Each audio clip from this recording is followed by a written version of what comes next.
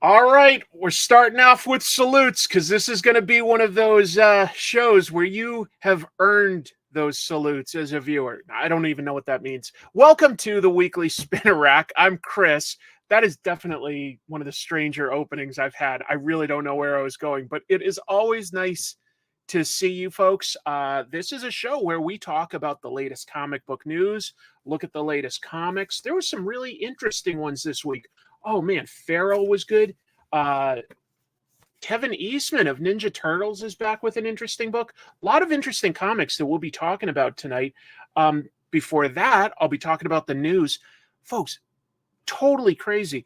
A cyber sleuth found a server in North Korea where it seems like North Korea was animating shows like Invincible. Skybound has a response to that. Trust me, they did not expect any of this weirdness. Crazy stories tonight. But before we even get to that, this Saturday is Free Comic Book Day. I love that event. It's just a positive way to celebrate comics and hopefully get some new readers into comics, of course. I know a bunch of you guys out there all have events lined up. We'll be talking to the chat about that soon. But I have a guest to talk about, and I'm going to bring him on right now. Kyle, welcome. Kyle, folks, is the owner of Galactic Quest, a chain of 2 comic book stores on the outskirts of Atlanta. Kyle and family, welcome to the show. I'm joined by Anna, my daughter. Yes. Thank you so much for being here. Thank you for hosting and helping us get the word out about Free Comic Book Day. Well, always happy to talk about Free Comic Book Day. I think it's generally been a pretty positive event because I've lived in a couple different areas of the country. I've seen a bunch of different retailers handle it differently, but they always seem to have it's a good excuse that to participate in, to try to bring maybe even lapsed readers, hopefully new readers in. When you reached out to me, Kyle, you had said, I thought this was interesting. You said that you tracked 10,000 people went to one of your events last year. Is that, do I have the number right? Yes. So I believe that we've broken the record for the national attendance. Essentially, we've partnered with the city of Lawrenceville and with all the merchants on the square. Right. And so each year it has built and built. Each year we've brought more people in. They just built a giant performing arts center across the street from us, and a beautiful park that was finished out. And so by having all of these networks and I mean, they advertise Free Comic Book Day in their utility bill, and Gwinnett County has a lot of folks. City of Lawrenceville has a lot of folks that bill goes out to. Okay. And so, we do a lot of podcasts and shows and so forth to get the word out, because we really do want to give away as many comic books as we possibly can. Yeah. When that pallet comes in and we get all those books to the different merchants on the square, they love it. Everybody has a wonderful time. And it's just, that line starts at about 9 o'clock and goes all the way until about 4 o'clock, nonstop. Long day. All hands on deck? All hands on deck. I have to give props where props are due. My team and my wonderful wife, and just all the support that we get from the publishers. There's my wife. She just popped in. Hi there. I'm This Chris. is Cynthia. Hello. Yeah. And this year is very, very special because we're shaking things up. I've been in Lawrenceville now for the past number of years. Okay. And Cynthia, about 2 weeks, turned everything on its head for me. I'll let you share a little bit. I have been missing the party and decided I want to be down there. So I'm taking over Lawrenceville with my daughter. Okay. And we're going to shake things up. And then Kyle has decided he's going to do a big thing in our Beaufort store that's been different, that we haven't done before. So we're very excited about that. So what kind of new things are you thinking of? Like, what have you done in the past that's worked, and what's new? So Free Comic Book Day, in the past, we've really not done sales because we already have so many people coming in the door. We already sell everything off the shelves as it is. Sure. And, it's always a big, big hit. But this year, I got to keep up with Lawrenceville because she's got a whole team and everything. Yes. So what I'm going to do is I'm going to put some very historic books out for people to be able to see. Oh, okay. Like what?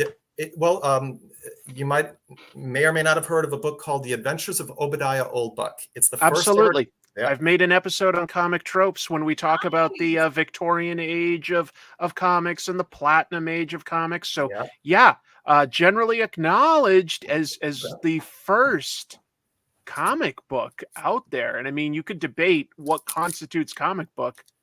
Wow, that is a huge piece of history. Yeah. Yes. I love sitting down and reading history with my daughters and my family. So I'll be sharing a lot of those stories. I'll have a lot of historic books. I love the Golden Age and such. But That's more so, we'll have that narrative of the different eras. You mentioned the Victorian age and such.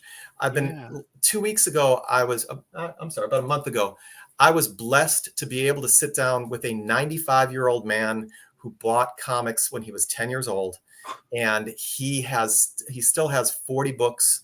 And to talk to him about those comics, it was like he was a 10-year-old kid again. Oh, that's a treat. So yeah, I love history of comics, but I also really want to support the new comics that come out every week. Sure. And so our shelves are always well stocked with that. But we'll be actually having a side room full of artists and 50 long boxes of comics that have never been gone through. That'll be $1 a piece. So I'm having my first sale. It's going to be $1 book sale. And I'm also going to have some of the really big books that we'll put out, which is probably the only way I'll be able to keep up with the Lawrenceville store, because they're gonna crush it this year, and I'm proud of them. So. That's great. Well, we haven't really established this, but just so that the audience knows, what got you into comic book retailing? How long have you been doing that? So I saw Star Wars when I was 10 years old, and that was it. I had to have everything Star Wars. Wait a minute. Then this is the perfect free comic book day for you, right? May the 4th. Yeah. And, Galactic Quest is named Galactic Quest because of Star Wars. Now, of course, Galaxy Quest came out, and that was a perfect love letter to the fans. And so we've really had that. I've really had that sci-fi, Silver Surfer, that kind of stuff as my own personal joy. Recently, my daughter has taken over, both my daughters have taken over about half of the store. Wow. And you want to tell them a little bit about that? Yeah, I specialize in manga. So Furin has been one that everyone at the stores really loves lately. Has that D&D-esque fantasy aspect to it. And then just lots of other series. We've got Chainsaw Man, Junji Ito's works, Spy Family's a personal favorite of mine. So just really love that stuff. So as I know the aliens and the worlds and everything that George Lucas created in that language, my daughters are teaching me new languages, but it definitely was Todd McFarlane and the Image guys. It's my goal to take them all out for dinner. I've had dinner with Jim Lee and Eric Larson. I got to get the rest of them because Image changed my world. I actually started, to your question, started the company with only $300 in comic books and $300 in cash. What a great country that I can build an entire, I can support a family very, very well off of comic books. And it all started in a flea market. And within 1 year, I was full-time. Within 3 years, my wife to be was like, yes, this is going to work. And she quit her job and she opened up my Buford location. And I opened up that store in 1997. Wow. Well, that's really interesting that you guys have been able to turn it into like this family affair and have everybody involved with making these decisions. I will say, I took a look at your Facebook page for Galactic Quest, and I was telling you this just before we went live, but I was really impressed with how you guys have things like the young adults section up front at your location with the the Dogman type comics. Those are always big sellers. Seeing the kind of manga you guys are bringing in, it makes sense. The industry is probably always changing, and I guess if you've been doing this about 30 some years, you've probably seen it go through some pretty big changes. I guess mostly in absolutely. distribution, but yeah. Yes. When I started, I was an educator before I turned comic shop owner, and I wanted things for the children, and it didn't exist, and so I really pushed for that and lobbied for that in all sorts of forums, and now that's one of our bigger sellers, and it's a big seller, nationwide now. And we will be having Andy Renton, who did Owly, Oh, yeah. out at our Buford location this year. Yes, that's great. That's great, man. Now you mentioned, and Andy, I think was, if I'm remembering right, back in the day, I used to live on the East Coast, and pretty sure he used to go to SPX, the Small Press Expo. I'm pretty sure I saw him there one year. That's going back a ways, but yeah, he was just a little newer to the industry. But I love the decisions. So you've got 2 locations. They're each sort of specializing in different things. You've got a ton of comics available. Anything else people should keep their eyes out if they want to swing by this Saturday? Like, what should they come in costume or anything like that? What should they Costumes do? are encouraged. We're all going to be dressing up. I'll be Star-Lord. She'll be Princess Leia. She'll be Rey.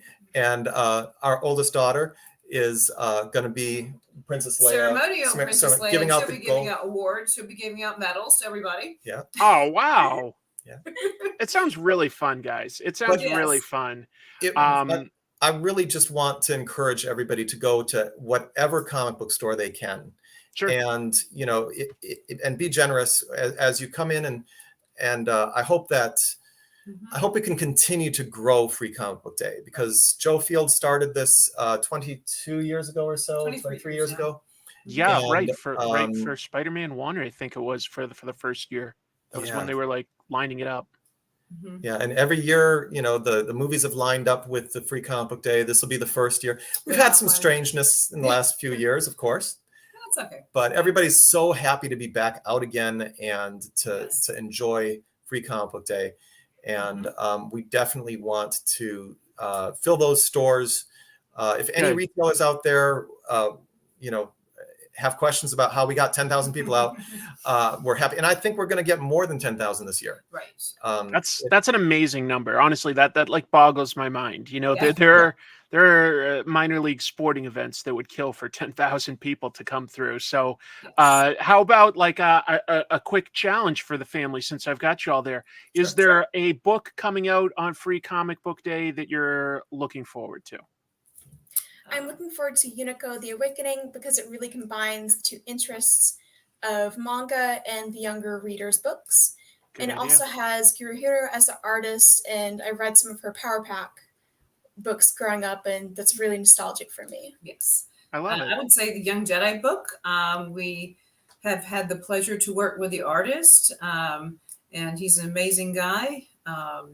And so, Andy Dugan, yes. I'm sorry. Andy Dugan, he's an amazing guy, and I'm just really proud of him and his accomplishments for that one. I like it. And I'm looking forward to the Transformers and the Marvel Blood Hunt, the whole. I'm putting on my retailer hat. Those are things that have been huge sellers. Ultimate Spider-Man Comics has just changed the landscape this year. People are excited about the writing. Yeah, I am. I know I am. I'm looking forward to discussing that book later tonight. I appreciate you folks carving out some time to talk about this. We don't always get to hear the retailer perspective, but Free Comic Book Day is an interesting event. I sincerely hope that you guys have a fantastic turnout, that the weather's nice, and that like everybody just has a fantastic time. Yes. Thank you so much for your time, Chris. Thank you. We appreciate all you do. Likewise. Lovely to meet you all. Take care. Have a great Free Comic Book Day. Yes. Thank you. I know that was kind of quick, folks, but I wanted to talk a little bit about Free Comic Book Day, since it's not like something I experience. I'm just a guy talking about comics, but Kyle and his family, like they live and breathe this stuff. They'd reached out, and I was like, yeah, that sounds like a good idea. Let me just hear real quick from a retailer what kind of stuff they do. 10,000 people, though. Think about that. I don't think most of the comic book stores I go to could quite even handle something like that. So that was fun, though. Thank you very much for jumping in, everybody that's in the chat room. Always grateful to have you. I'm going to bring up a new document. Let's talk about the comic book news of the week, because boy, there was a lot. I had to make some judicious edits with exactly what I was going to be able to include. So there we go. Yeah. Let me see if what would this look like? I like that. I'm going to use that layout. All right. Oh, that's nice. Yeah, they seem good. They seem good. I'm glad that you all are here. Anybody here got plans to go to their LCS, their local comic shop, for Free Comic Book Day? I always work on the weekends now, so I haven't been able to do or participate in Free Comic Book Day in quite a while. Hey, EJ, lovely to have you here. Yeah, I would love to. I would love to go. I haven't been able to in time. But anyway, let's talk about the news. Let's talk about the news, and we'll seed in little bits about Free Comic Book Day throughout. So the first thing I thought I'd bring up was just this awesome artwork here. Just looks so cool. Scott Koblish did a cover like this recently for, I think it was Fantastic Four, right? With all the characters from that book. Well, Scott Koblish is doing another series of covers featuring all the X-Men characters ever. Just to answer this question, it's this Saturday, May 4th, as in May the 4th be with you. So it should be a lot of fun. Yes, this is where all the cool kids are. Exactly. And I can't even really I couldn't even fit it all in to make it look good, but that just means it's probably something worth picking up. Not much to say about it, just that he will actually illustrate 2 wraparound covers designed to celebrate the 700th issue of Uncanny X-Men. So basically the goal here was to include every character that appeared within the pages of Uncanny X-Men from the beginning. So Uncanny X-Men number 35, and that's, a new volume, but legacy wise, it would be the 700th issue. I got that out. 700th issue of Uncanny X-Men. That's going to go on sale with the first part, which I'm sort of showing here. And then there's going to be a second part on X-Men number 1. So 2 covers that will look like this. And this isn't even showing everything. Yeah, so many mutants, but also, just to be clear, other characters that have appeared within the pages. Like if we look close, there's Captain America's shield, here's Spider-Man, the Fantastic Four, the Hulk. So it's anyone that appeared. Also, the different outfits. Like here's Mimic up here, Quicksilver in his blue suit, the original X-Men in their, just sort of gold and blue uniforms. But then if we look over here, I guess I didn't include it all, but there's multiple versions of the characters is all I really wanted to say. There's Binary. Carol Danvers is Binary. That was an important character in the early days of Chris Claremont's run. A lot of really amazing characters. I think that these kind of covers are fun. As an artist, I just feel like this would be so to lay this out and be like, did I include everyone? Am I giving prominence to enough important characters? What a challenge that must be. What a challenge. I like it. I don't think that Combo Man ever appeared within the pages of Uncanny X-Men. So likely no. Likely no. Let's see. Hold on. I hope they paid Scott Koblish a lot for this. I would hope so too. But this is like the second time I've seen him do something like this with all these characters. I love it. I love it.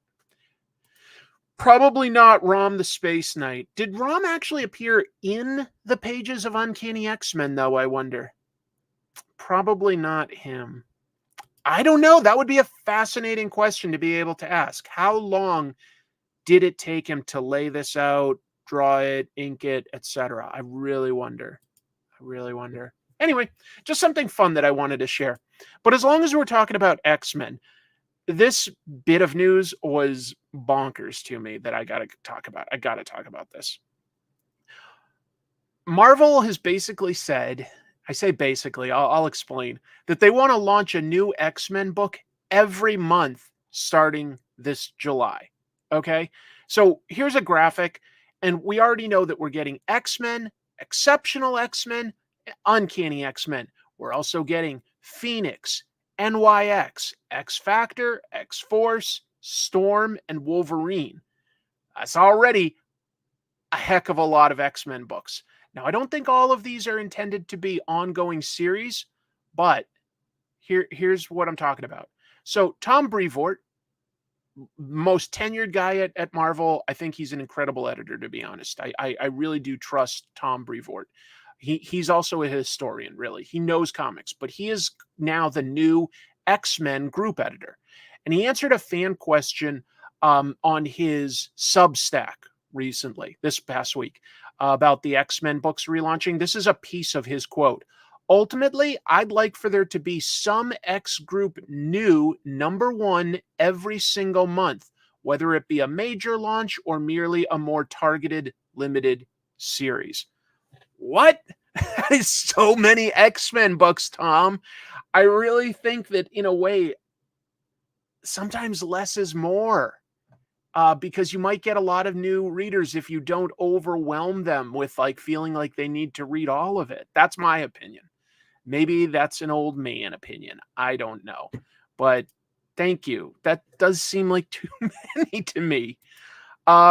This is my problem. Whenever they relaunch the line, they release a million titles, and I have no desire to keep up with that many books. I love the X-Men, but I've backed in and out sometimes when I feel overwhelmed by too many titles going on, and I don't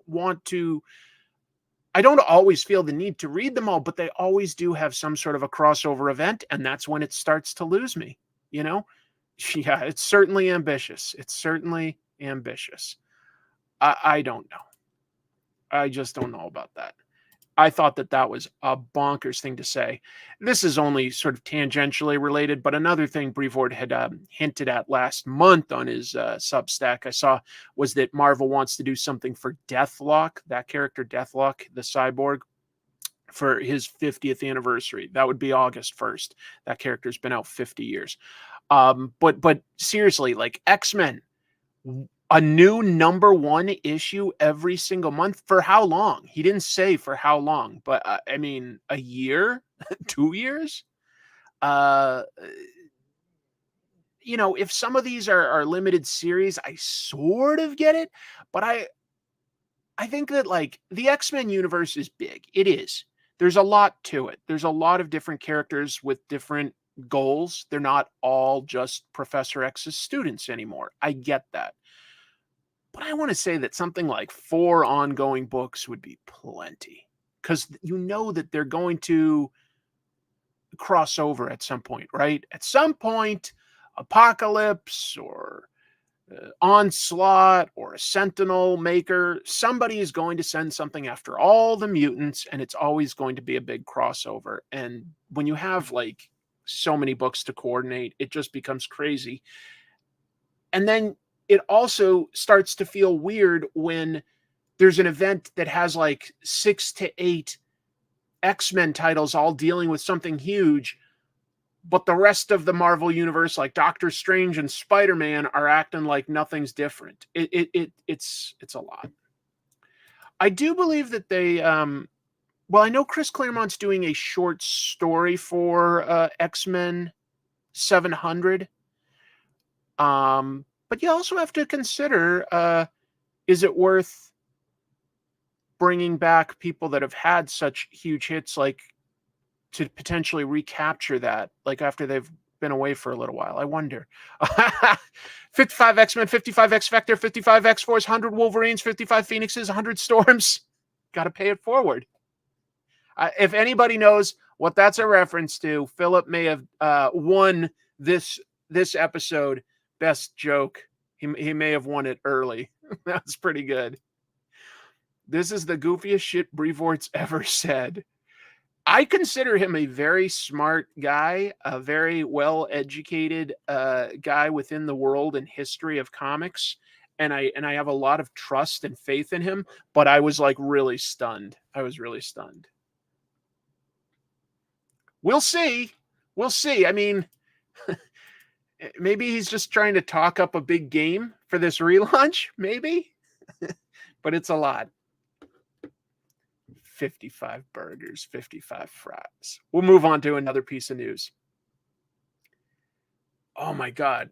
Did you guys see this? Because this is obviously news that like made it to stuff like CNN. We're going to talk about the North Korean animation being done on American animated shows, which is a no-no. But what exactly are we talking about? So this all happened when a Boston-based cyber sleuth, he does this stuff in his spare time, a guy named Nick Roy, he scans North Korean servers, just seeing what he can find. He's good at computer stuff. He's good at computer stuff, as the old man would say. He found animation sketches like this for Invincible and an upcoming Max show, Ianu, Child of Wonder. Now, we've long known that North Korea does do animation, but they do that for, say, like China or maybe like France or something like that. They don't do it for us because just to be clear, there's no indication that the US production companies that are making this show, that there's no indication they were aware that this work had been outsourced to North Korea. But let's also be clear. The U.S. has strict sanctions against doing business with North Korea. I mean, they are an enemy. They are human rights violators. You can technically go to North Korea as a tourist. I wouldn't risk it. I wouldn't risk it. I'd go up maybe to the border in South Korea. I'd love to go to South Korea. But yeah, anyway. So what North Korea does, though, is, like it's a poor country, despite what they say. They need business and they need to bring in dollars from outside. So what they do is sometimes they do set up shell companies and pretend that they're Chinese companies. Like they've got an okay relationship with China. And so they'll form like a business entity in China to get work from the outside world. And that's probably what's happened here. But Skybound did, feel the need to make a statement on this. I understand, they want to clarify what's going on. And then this was their statement this week. They said, to our fans, Skybound, and if it's not 100% obvious, folks, sorry, Skybound is the publisher of Invincible, even though this is like the animated version on Amazon Prime, just to be clear. So anyway, but Skybound produces this. So, to our fans, Skybound has been made aware of an unconfirmed report concerning a cloud storage server connected to a North Korean IP address. This server supposedly contains an Invincible animation sketch. Our official statement follows. We do not work with North Korean companies or any affiliated entities and have no knowledge of any North Korean companies working on our animation. Our policies strictly prohibit any subcontracting to any third party without our express prior written consent, which in this case was neither sought nor granted. We also mandate that our service providers fully comply with all applicable rules and regulations and prohibit disclosures of materials by our service providers to third parties. Skybound Entertainment takes these allegations seriously and has initiated a thorough internal review to verify and rectify any potential issues. We have also notified the proper authorities and are cooperating with all appropriate bodies. So, just to be clear, I don't blame Skybound for this at all. I sincerely think that this is what's happening. I wouldn't know, but this is what I suspect. is that one of the animation studios they used, I think that they illegally subcontracted with this company. Nobody vetted it, and it was North Korea. That's what I think. I think that that's what makes sense. Yes. Yeah. That's why I'm talking about this as news. North Korea. It's a big deal. It's a big deal. Let me just, I'm playing with these little layouts. Yeah, maybe I like that more, because every time I was putting a comment, it was moving my window up and down. All right. Isn't this subcontractors farming work out to more subcontractors until we end up in North Korea? I don't quite understand. Sorry, I misunderstood that one. You know, on a related note to North Korean animation and comic books, I will point out there is a fascinating nonfiction comic out there by a guy named Guy Delisle. Love his books. It's called Pyongyang. Guy Delisle is a French Canadian who works for an animation studio, or in the past worked for an animation studio, and they didn't have sanctions. They contracted with a North Korean studio to animate a Canadian show, and they had to send a producer over there to supervise. So he lived for like a year in North Korea. Maybe it was only like 6 months or something, but he lived for a while over there. And of course, you know, you're not allowed to really take pictures or video or anything, but he could remember his experiences, and he wrote and illustrated a nonfiction book about his time in North Korea and how they try to like convince you that they've got plenty of food and energy and they're doing great. But like, you know, there were regular brownouts in the city, you know, like just, it was hard to get good food. It was interesting. It's a good book, really good book. Let's see. Just saw Chainsaw Man in the back. I do. Yeah, you're right. Chainsaw Man and Demon Slayer and My Hero Academia. Got over here Fist of the North Star, Way of the House Husband, Slam Dunk, Spy Family, Tokyo Revengers, JoJo's Bizarre Adventure, Ichi F. I love manga. There's a lot of good manga that's being imported these days. Yeah, Corey. I shouldn't laugh. Corey's a friend. I shouldn't laugh, but he did get kidnapped by Kim Jong-un to work on bootlegged Invincible. Monster. Oh, come on! I've got everything by Naoki Urasawa. I just don't have it right in front of me right this second. I've got Berserk over here. Superman versus Meshi. I've got all sorts of manga all over the place here. I've got an issue of Shonen Jump over there. I've got Dan to Dan. I love manga. All right. Going to go back to news. Thank you very much for your patience with my little tangent. Let's go. This is a fun one with Skybound. They are going to have ads before some Transformers movie screenings. In case you didn't know, in May, they're going to like show the Transformers series on the big screen, I guess, and have a video of a table read with the voice actors from back then. So that looks fun. And here's what Skybound is doing with it. Let's see. Arun Singh. He's the VP of brand and editorial at Skybound, and he revealed that there's going to be some Skybound ads before these screenings. Here's, and if you didn't know, I won't assume, but Skybound currently is the publisher of Transformers, G.I. Joe, Void Rivals, all that stuff in their shared Energon universe. And this is what he posted on Twitter. Arun said, proud to say I storyboarded the new Skybound Energon Universe trailer that will play before these Transformers theatrical screenings across the country, driving fans to their local comic shops. Check out the epic Adam Hubner, whose video work will make you stand and cheer. So I don't know exactly what to expect. I really hope it isn't just like motion comics. I hope it like, what if it's like an actual animated ad? I'm probably older than some of you, younger I know than others, but I will say that when I was growing up, Marvel used to produce these short but fully animated ads for G.I. Joe comics. Now, Hasbro was funding it because they couldn't do animated ads for their toys, but they could for the comics.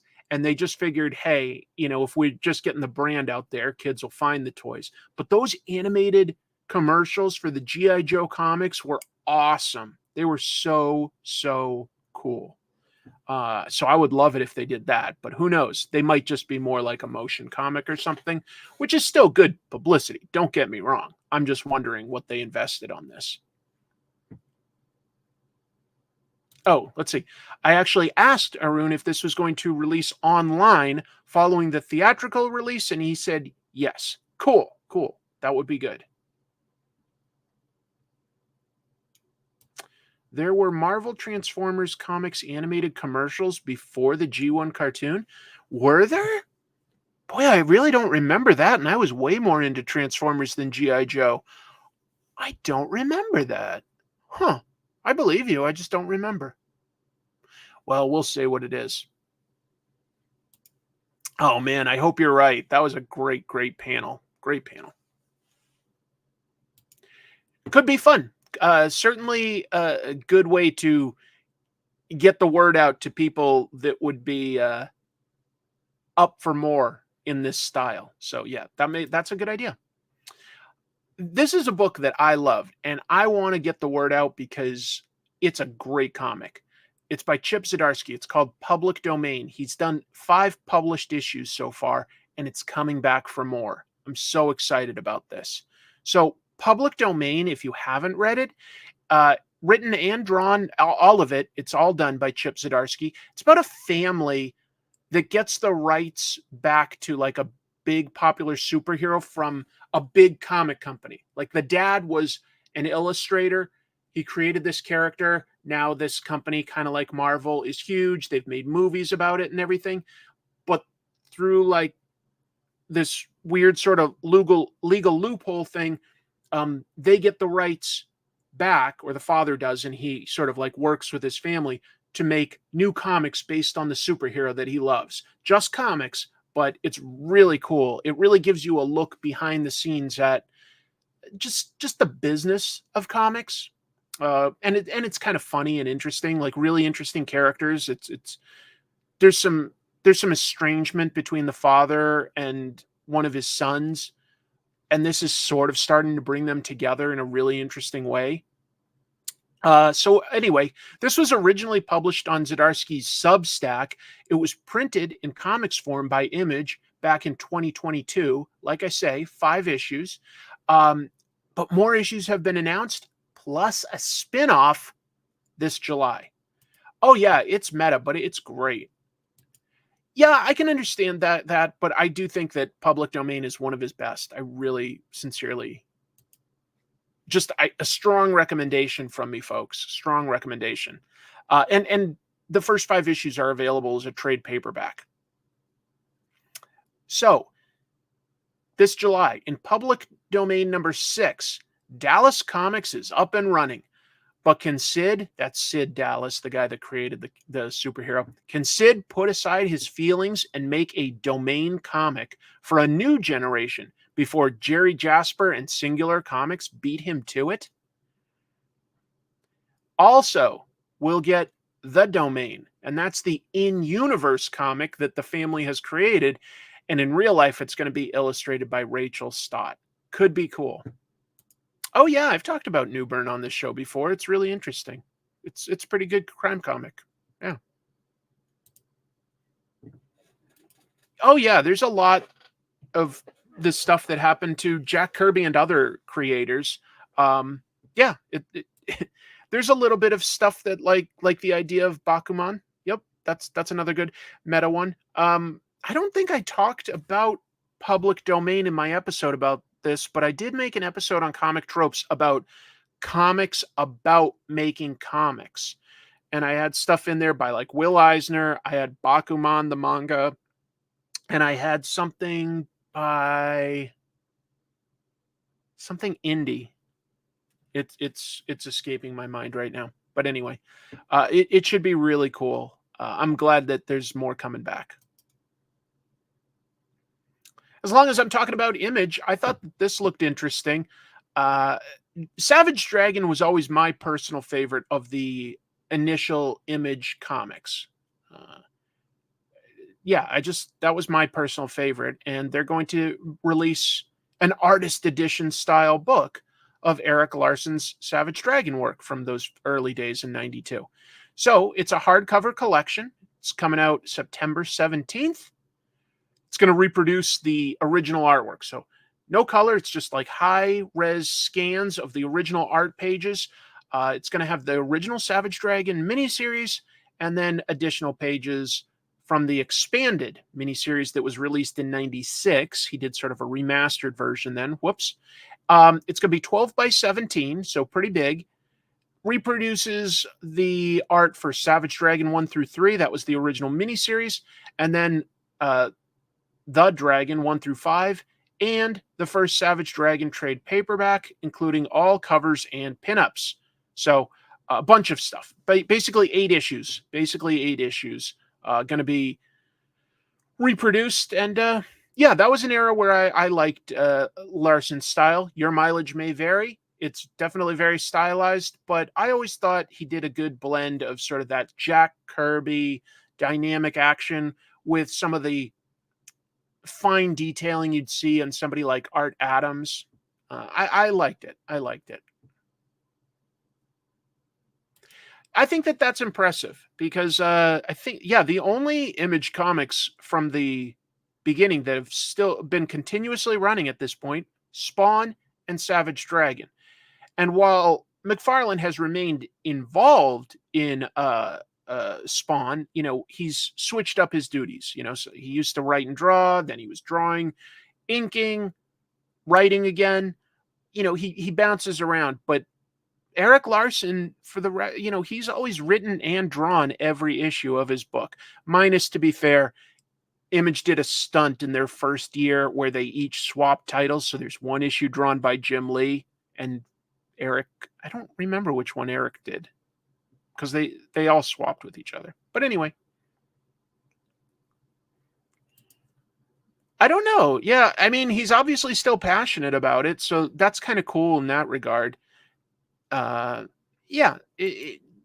impressed that somebody has been doing a comic for that long, essentially by themselves. Yes, there have been letterers and colorists. There have, but Erik basically does it all himself, and I think it's cool. That sounds right. That he may have taken over Wildcats. That sounds right. It's hard to remember now. Do a barrel roll and give this video a like. Help Chris.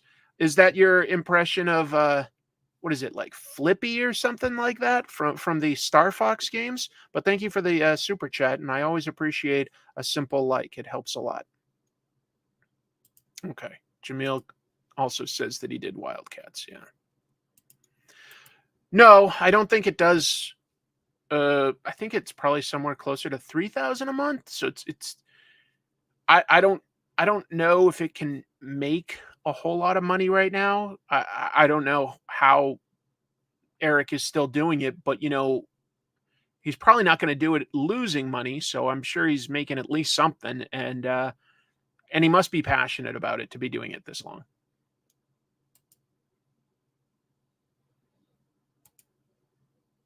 Did he redraw it? That makes sense. That does sound like something Erik Larsen would do. Peppy, not Flippy, Peppy. There was a one-season cartoon of Savage Dragon. I believe it was on USA, which I don't think is a channel that technically exists anymore. I don't know what it became named, but yeah, it was on USAA. Here's another thing about early Image stuff being used. So Image, it looks like they might be sort of bringing back on a regular basis their shared universe. So we've got Blood Squad 7. Look at that name. That's kind of funny. Writer Joe Casey, artist Paul Fry. They've got a new Image comic coming out this May, and it promises to delve deep into 90s comic book themes with this imagining of what would happen if heroes from that decade returned to action after a 30-year absence. That's a fun idea. That's a fun idea that like enough time has passed that we can now riff on 90s comics and their tropes. It's such an Image name. New Savage Dragon is writer's hidden fetish. I don't think Larson has ever hid his fetishes for like, you know, like women with big boobs and Asian women and stuff like that. He definitely makes very sexy comics. And you can tell what he's into. I agree. But yeah, so we've got like these characters, and as you can see, they're riffing on some of the ideas of what superheroes kind of looked like in the 90s. Bleeding Cool said that retailers were on a recent retailer conference call with Image, hearing about what's coming up, and that they shared with Rich Johnson at Bleeding Cool that it's going to take place in a shared Image universe. For instance, we do know this for sure. Savage Dragon will appear in issue 2, according to solicitations, and Ripcord from the book Supreme is set for issue 3. So that sort of begs the question, you know, there are still original Image partners there. Could we see Spawn, Shadowhawk? I feel like Witchblade could be really likely since that's about to get rebooted. Who knows? Who knows? But there have been some fun things out lately that riff on 90s Image comics. I would strongly recommend the Image book Local Man.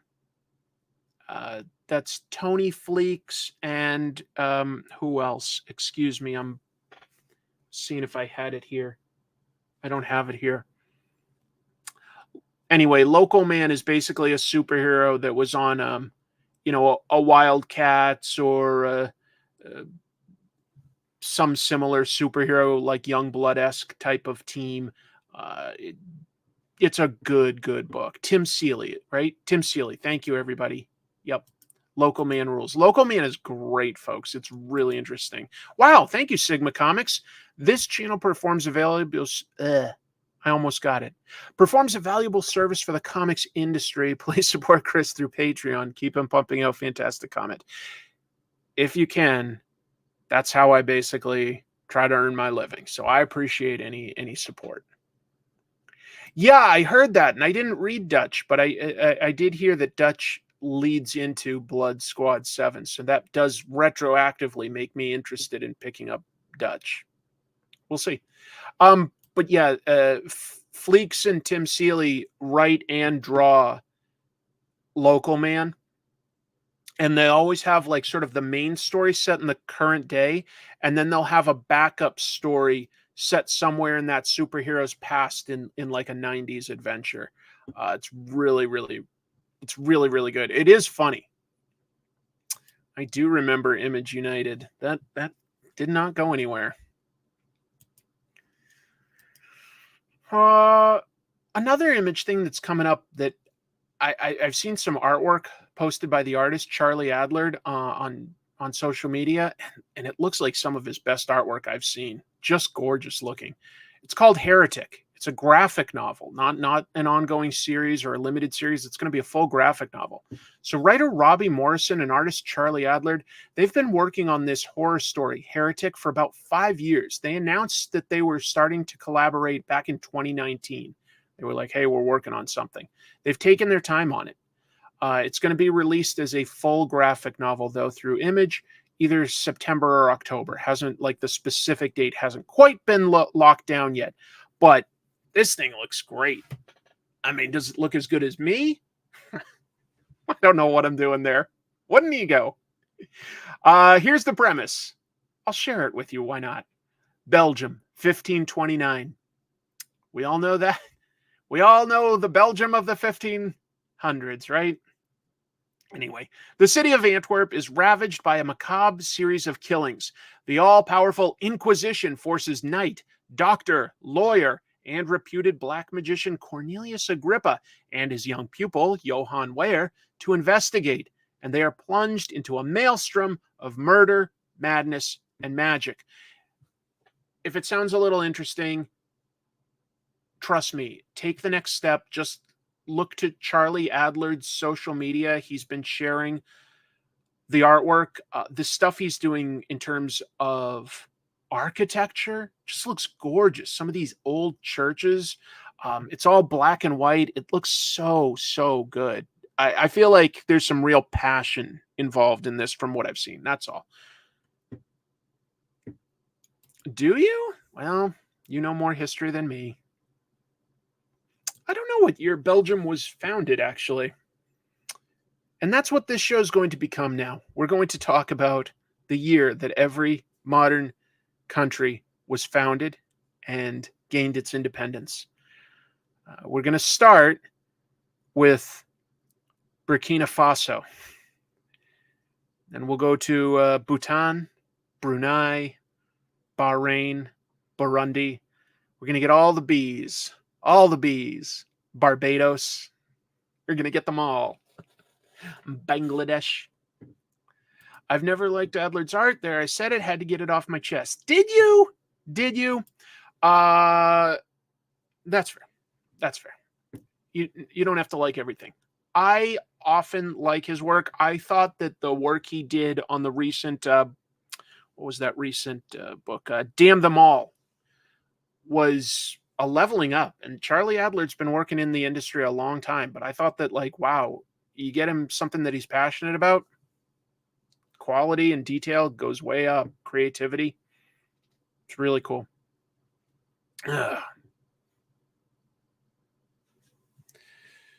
How dare you put that in my head? Give me a letter, and I'll try to name every country that starts with that letter. And I have to do it quick, and we'll just see if I can do it. Just whoever lists the first letter, I'll just try it once, and then we'll move on. M. Okay. Ooh, there's going to be a ton. Mongolia, Mali, Malawi, Mauritius, Mauritania, Madagascar, Mozambique, Micronesia, Marshall Islands, Mexico,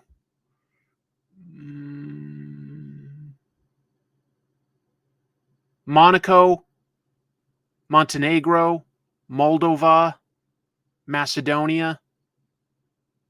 That's all I can think. I probably did miss a couple. M is a tough one. There's a lot for M. I did say Malawi. It was like the second thing I said. I might have mispronounced it. Malta. Thank you, everybody. Yep, I thought I was forgetting one. Mad Report. No, not fictional. Not fictional. Then I'd be going for quite a while. Morocco. How did I forget, like, Morocco? Morocco's huge.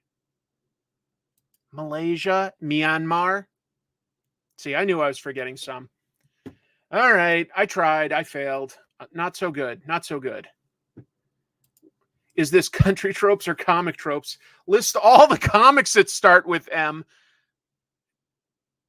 And Your Honor, that's why I'm here after doing a 27-day podcast. I clearly lost my mind on day 27 and went on a massive killing spree.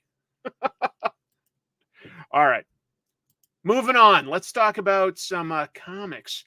Radiant Black has cast an audiobook adaptation, at least partially. I thought this sounded fun.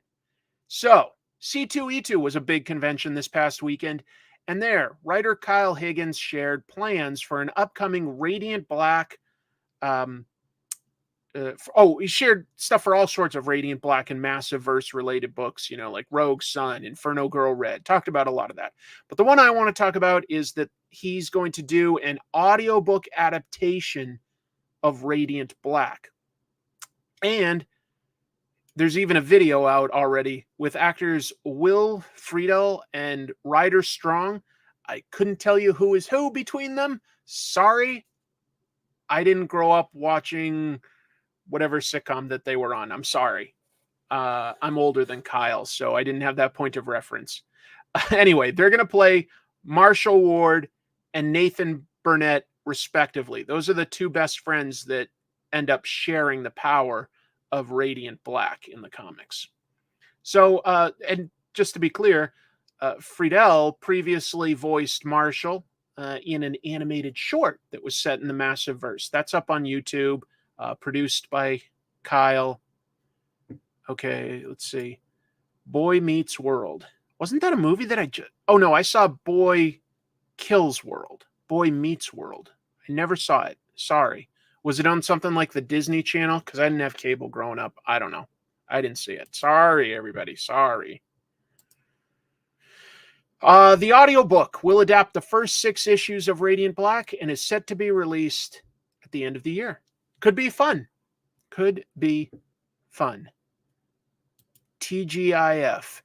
ABC. Yeah, I never watched any of the ones on that. I'm sorry, just not the right age. I missed it all. Yeah, that's great context. You're right. Kyle is writing, doing the voice direction, the sound audio engineering and stuff, and narrating the audio adaptation. Why he couldn't give me a role in this, I don't know. Couldn't I have at least been, I don't know, Marshall's coworker at the video store that doesn't even have a line? He couldn't cast me as like the silent guy in the background. I take offense to that, Kyle. I take big offense to that. This is the last time I talk about Radiant Black on this show. It's not. I love Radiant Black. Nope. I'm aware of these shows existing, but I have not seen Family Matters. I don't think I've ever watched an episode of Family Matters. Sorry. Sorry, Terry McGinnis. No one cares about Boy Meets World. Batman Beyond is now canon. Oh, right. One of these two guys was the voice of Terry, right? Yeah, sorry. I also am not an expert on that. I know so many things about comics, but I don't know everything about TV. Yes, Rob, that's the joke. That's the joke. I would be the silent guy in the audio podcast. No, I'm aware of what Urkel sounds like and what he looks like, but I did not watch that show. I'm very aware of the contributions Darwin Cook did to Batman Beyond, like the opening credits. That I've seen. That I've seen, but that's because I studied Darwin Cook. Anyway, I think it's a fun idea, and hopefully it introduces some new people to the world of Radiant Black, which I think is some damn good superhero comics. Thundercats is so popular, it's getting a spin-off title. I would not have expected 2 Thundercats books, but it's happening. I'm pretty sure this is a miniseries, although they haven't listed how many issues anywhere that I saw. Dynamite announced a multi-issue spin-off of Thundercats starring Chitara. And it's going to be about her life on Thundera before the Thundercats had to flee. So it's going to say that she's got some sort of a backstory that we don't know. It's written by artist Sue Lee. She's obviously done this cover, primarily known as an artist, but she's writing this. I said she. Actually, I don't know that Sue Lee is a she, do I? I may have just assumed that because it sounds like S-U-E, Sue. Sue Lee. I better look that up. Okay, no, I had that right. Sue Lee, yes, she is a lady. Okay. Just realized I made an assumption there. But anyway, yeah, and art by Domenico Carbone, probably from Italy or Spain or something like that. We've been cribbing a lot of talent from Europe lately, but I don't know. And that begins in July. So yeah, the secret history of Chitara. I would say that after Lion-O, Chitara is arguably the most iconic looking of the Thundercats. But I'm not, you could argue that. That's my new catchphrase, by the way. She's a lady. I can also do it in different things. She's a lady? Or she's a lady. There's all sorts of ways that I can make this become my hip new catchphrase. Yes, in this world where we honor and respect that there are a wide variety of genders, I've decided that my catchphrase is, she's a lady. Hey, you say Dynamite has too many covers. All I can say is they found a way to make it work, man. They found a way to make it work, and I respect the business decision. Lady! That's my perfect, flawless impression of Jerry Lewis. Panthero's great too. Is it Tigra? I'm whatever. You know what? I want to move on to some different news, okay? Because I want to forget this period. I want to forget the last few minutes. Mike Grell is a pretty famous comic book writer and artist. I happen to be a huge fan of his book, The Longbow Hunters for Green Arrow. I thought that was a really cool reimagining, and I loved the suit that he gave him with the hood instead of the little Robin Hood hat. I think that was a tremendous adaptation. Also very famous for creating a Warlord at DC, but he also did this indie book, John Sable Freelance, at First Comics. And according to him, maybe it's getting a TV show.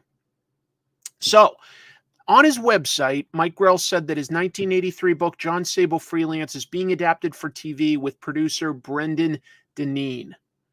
And he listed a production company and stuff. If you don't know, and I don't, yes, actually, I was going to talk about that, actually. It was a TV show long ago. I will discuss that. Hello, sister. Welcome to the show.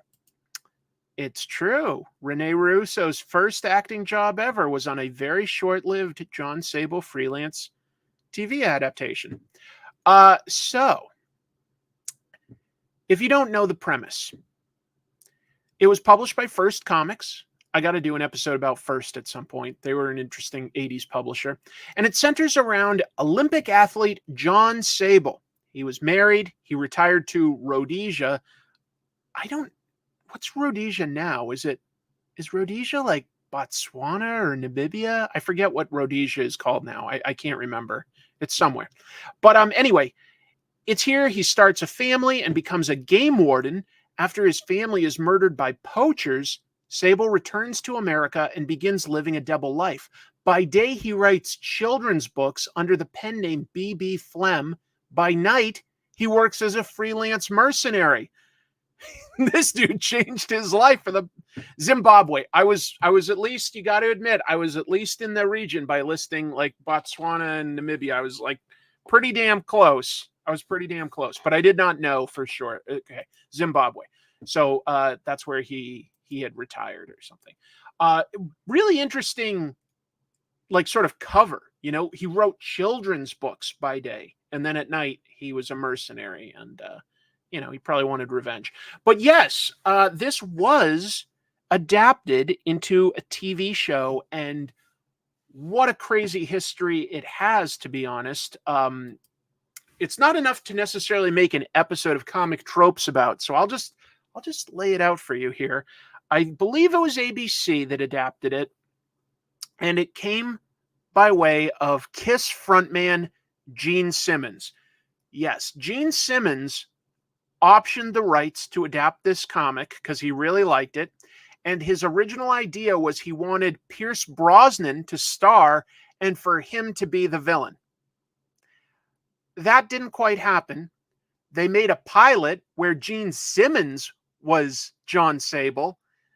That pilot got reworked into a show, but I think only 6 episodes aired before they cut it.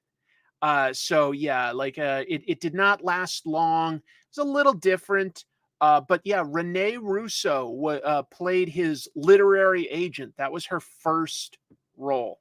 So pretty wild adaptation, and the history behind it is a little funny. Just the people that flid in and out here. but it's because it's a cool premise. The idea of like a guy that's, you know, a badass mercenary at night, but his cover, like, who would suspect a children's book writer, right? So, yeah, pretty crazy. Just thought I'd talk a little bit about the history. I think it could make a good TV show. So good luck to Mike Grell. I hope that happens for him. Yeah, he deserves something good.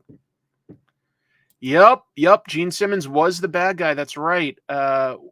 He was the bad guy in Runaway, a near future movie with Tom Selleck as some sort of tough cop.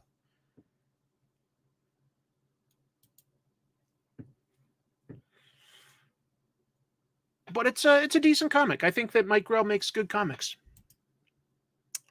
Moving on. Post Malone, good old Posty, is teaming up with Vault Comics. I guess he dipped his toe in the comic book world by voicing Ray Fillet, and he just was like, nope, that's not enough. I got to dive into comics. That's what I assume happened. So, Post Malone, Michael Bay, and Bay's production company Platinum Dunes are also teaming up with Vault Comics to develop a new comic and movie.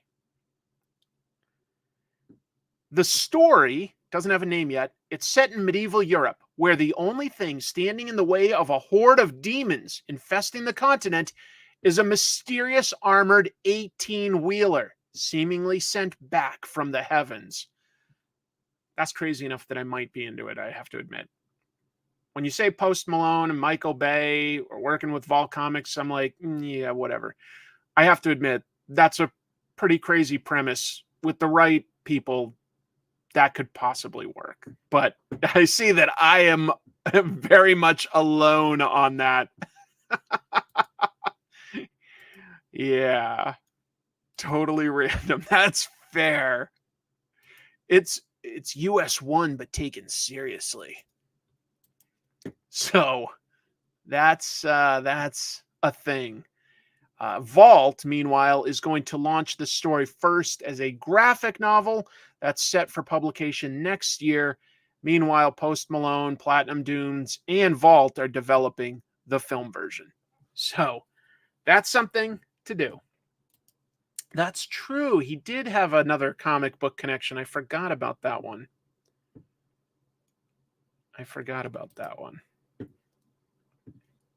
Pretty weird news. Not a lot more to say about it. I did know this, yes. Platinum Dunes has produced a wide variety of things. Not all of it bad.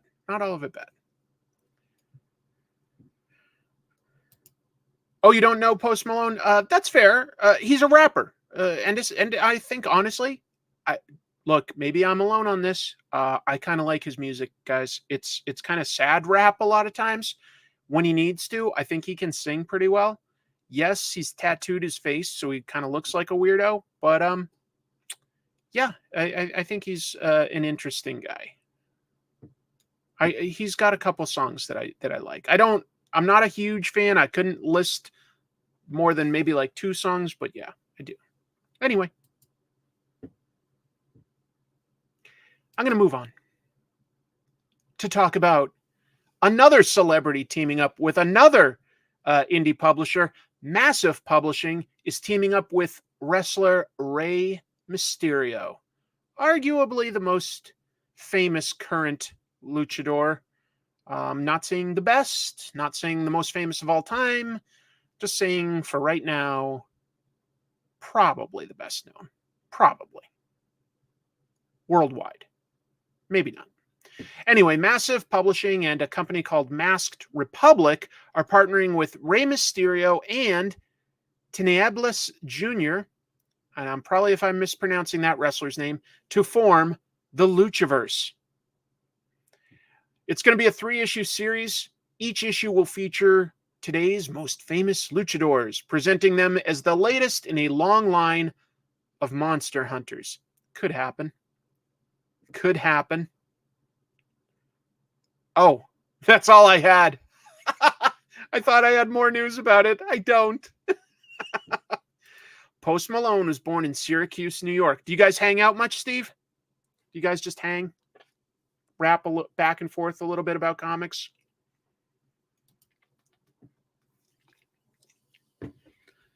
I will say I like pro wrestling, and I am a big fan of high-flying acrobatic action. So I've always been kind of into the luchador, lucha libre stuff. I've also been into a lot of the Japanese high-flying stuff. I like that stuff.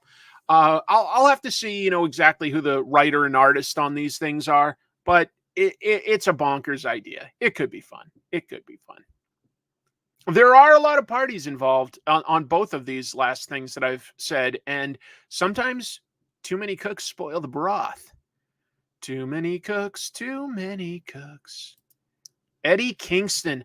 Man, you know what? Eddie Kingston should make a comic, because that's a guy that loves and respects comics. He's an entertaining dude, and he might just like comic tropes, so that would be cool. But we talked about it last week, how, you know, there's something weird to me when a celebrity makes a comic that seems like its whole goal is to turn it into a movie. At least with Post Malone's, they're flat out just saying that's the goal. And with this one, I tend to doubt that they are intending to turn that into a TV show or a movie. But anyway. Look at that. Mad King Comics. Oh, man. That should be the name of his comic. Mad King Comics. It could be an anthology. Well, Mad King, if you're watching this show while you're on the road and you feel inspired, feel free to reach out. I'm sure I could put you in touch with somebody that could help things move forward, but you probably already have those connections. I'll tell you who to reach out to. Just reach out to Daniel Warren Johnson. I'm sure he would be happy to help an AEW performer get a comic made. That should happen. But you know what? The cool thing about Eddie Kingston, he loves pro wrestling. Yes, it's cool that he loves comics, but maybe he wouldn't want to spend the time doing something else other than what he loves. I don't know. Maybe down the road. I have not read those. I'm aware that Darren Aronofsky did some comic books. There have been some movie directors that are into comics. I've also heard good things about S. Craig Zahler's movies. Not movies. Yes, his movies are good. His comics. I haven't read his comics, but I do like his movies. What was that? The movie with Vince Vaughn, Cell Block. I forget or his movie Bone Tomahawk. S. Craig Zahler's made some really, really badass movies, and he also has made some comics. Not Mad Cave, we were saying Mad King, but yes, I actually do have, just to be clear, we will talk about the latest comics, and Dick Tracy is one of them that I picked up.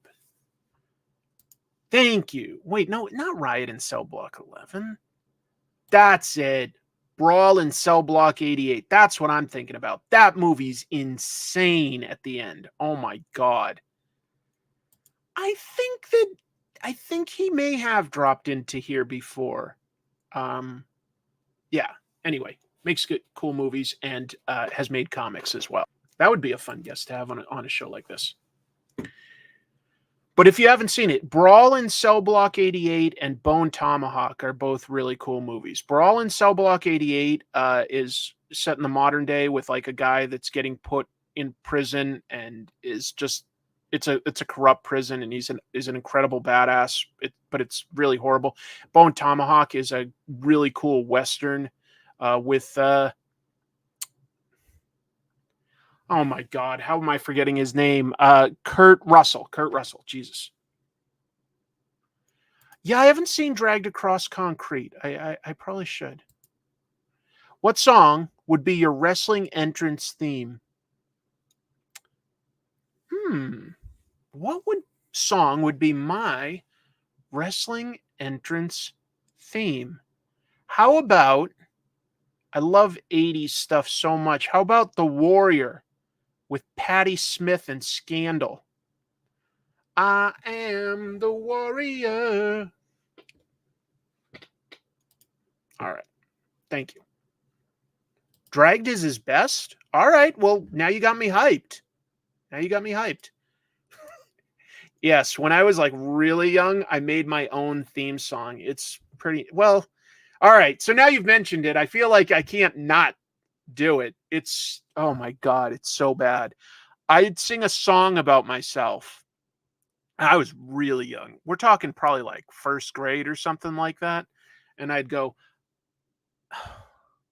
let me think if I can remember it, to be honest. I thought I could, but now I'm wondering. I'm Chriso. I ride through the forest on my trusty steed named Mike, fighting evil forces all through the night with my super sword.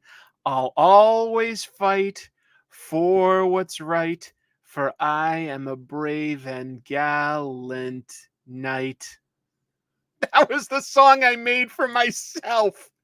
Oh my God. I did remember it. Oh, that's painful. Oh, the stuff I reveal on this show.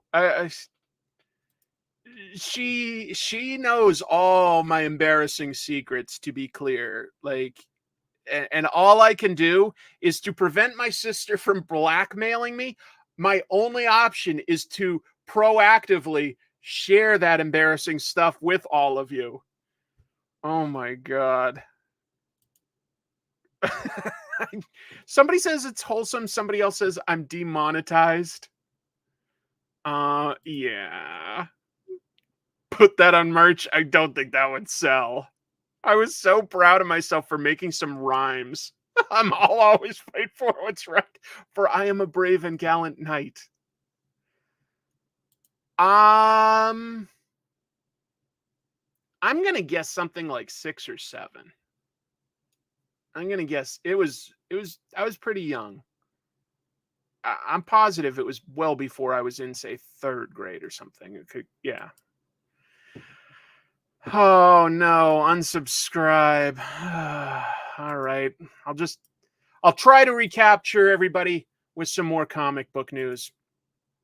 I was 32. Thanks. All right. So it looks like Boom is getting ready to end their very popular Power Rangers comics. Let's talk about that. So they announced the end of their 8-year Power Rangers comic. That's coming with the final issue, Mighty Morphin Power Rangers Darkest Hour #1 in July. Writer Melissa Flores and art by Simona Gianfelice. Gianfelice. I don't know. I'm just trying. I'm trying. Yeah, everybody has to like it. Why would they do this? All I can say is, will the comic itself wrap up with this arc? Well, this week Hasbro did announce that they've actually licensed the brand to Playmates. So it's possible. It's possible that they may not have the license to do this anymore, or that they may just need to reboot it, that they're not able to keep it going. It seems like it would be a coincidence for both Power Rangers things to be announced within the same week. We heard that they're planning to end their comic and that they've licensed the brand to Playmates. I don't know how Hasbro can't make this more popular than it is. Like, it feels very... I'm not an expert really on Power Rangers, I have to admit. I'm not. That is a big weak point for me in terms of knowledge. But it seems to me that, with the constant Super Sentai series that they could adapt from Japan, that they should be able to continue to make new shows and new toys and stuff like that. We'll see. So maybe it's just a reboot, but maybe they're not able to keep the license. It's very strange. Yeah, maybe they just move on to another Power Rangers series. This 8-year run has been all about that original US team. But it's always been a good seller for Boom. It's always done very well. We'll see. Hasbro has been making some strange choices with their properties. You know, I think that Transformers is definitely and Star Wars, really big sellers for them. I think that they do very well with that, no matter what choices they make. They're selling those. I'm a huge fan of G.I. Joe, so I get the G.I. Joe classified stuff.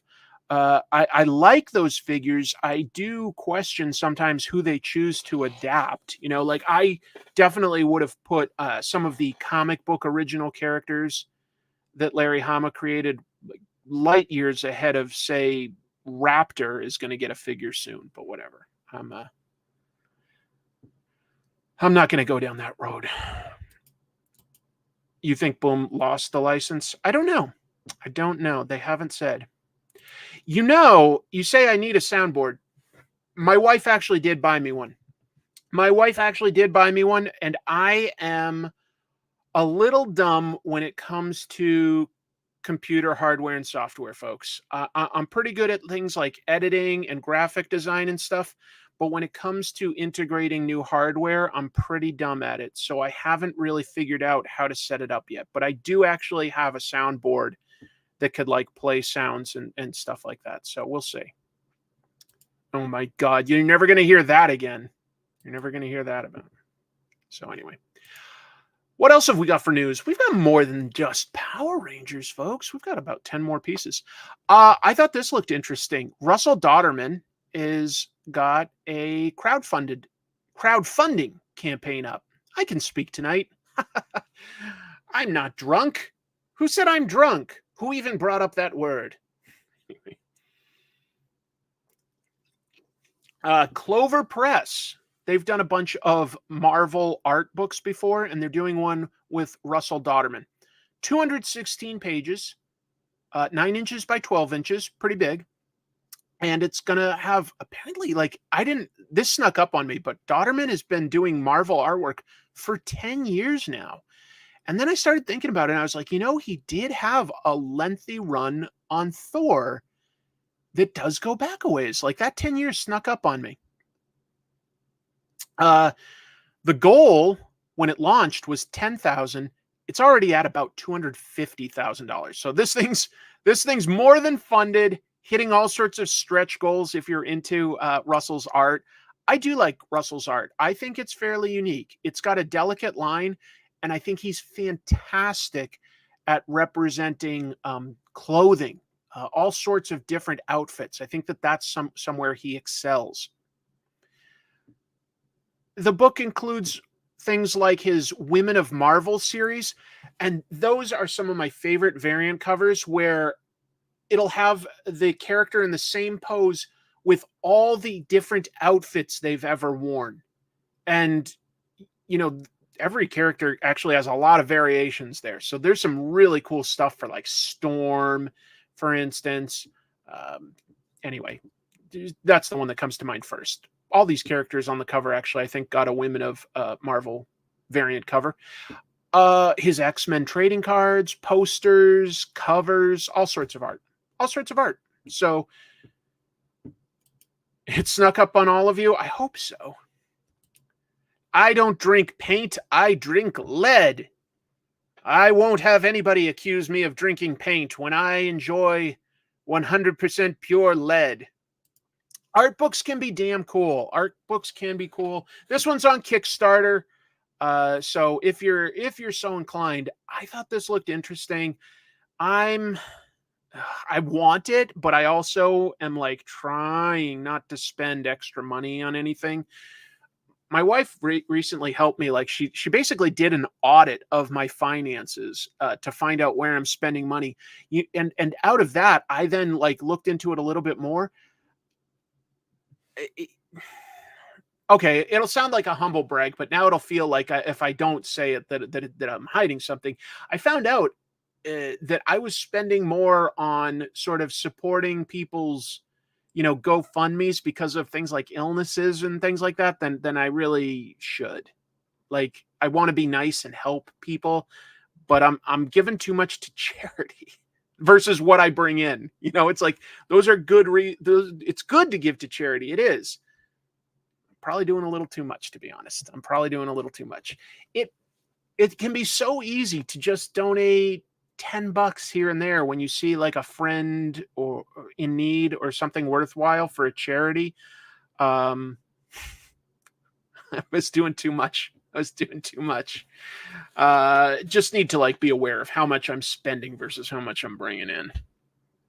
Anyway, I wasn't trying to brag about myself. That's just something I found out recently. So when I see something like this, I'm like, oh man, I'd love to get this. And then I'm like, well, should I spend like $40 or $50? I don't know. Yes, I also fall for that. If you change your name to charity, I didn't mention, I go to a lot of strip clubs and give my money to girls named Charity. I was kind of conflating those two.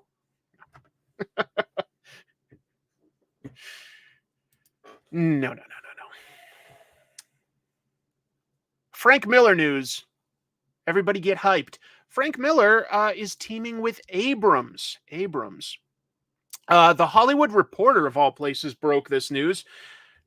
Lately, I've been seeing a bunch of comic book news break for the first time on places like the Hollywood Reporter and Deadline, places that traditionally just cover, movies and TV, but they're starting to talk about comic book stuff here and there. Let's see. So they broke the news that Frank Miller Presents, that's Frank Miller's new publishing company, will have its collected editions published with bookstore publisher Abrams Comics Art. Oh, thank you very much. Yeah, like it's so easy to give these super chats and stuff too, but thank you very much. That's very, very kind of you. It's sincerely appreciated. Sincerely. There's some more interesting stuff to talk about this here, though. So first of all, the first books that they're collecting will be Ronin Book 2. That was Frank Miller, Philip Tan, Daniel Henrique, and it's been renamed for some reason. Ronin Rising. I don't know if that necessarily, wouldn't Ronin Book 2 carry a little bit more weight with comic book readers than a brand new title of Ronin Rising? Then again, probably Frank Miller's name trumps either of those things. So you just put Frank Miller's name on it and it's going to sell a certain amount. So maybe that doesn't matter. And then they're also collecting Pandora. That was written by Frank Miller. And then they've got Anthony Marinville, Chris Silvestri, and Emma Kubert on art on that. Interesting to note, isn't it? When Frank Miller Presents launched, in addition to those two books, they had that sci-fi alien book by Dan DiDio, and that is not listed as one of the ones that they will be collecting. In fact, Bleeding Cool reports that Dan DiDio, who launched Frank Miller Presents as its publisher, has quietly moved on to his own projects. That's not confirmed by Frank Miller Presents or Dan DiDio himself, but it would make sense in the sense that Frank Miller Presents comics launched a while back now, and they haven't solicited anything new in a while. No, it is not a prequel. It is a literal sequel. It is a sequel. The main character, if you didn't read Ronin, is gone, but this cop that he had a relationship with becomes the main character in Ronin Book 2.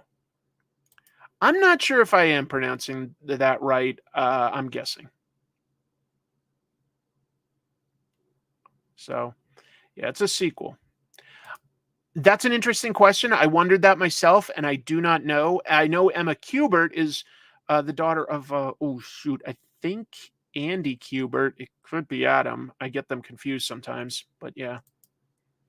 No, not really a prequel. It's a sequel. I tried the first issue. It wasn't really for me. And that was a little bit tough to sort of accept because, to be honest, I do like the original Ronin book that Frank Miller did quite a bit. Frank Miller was a really big influence on my art and my storytelling for a long time.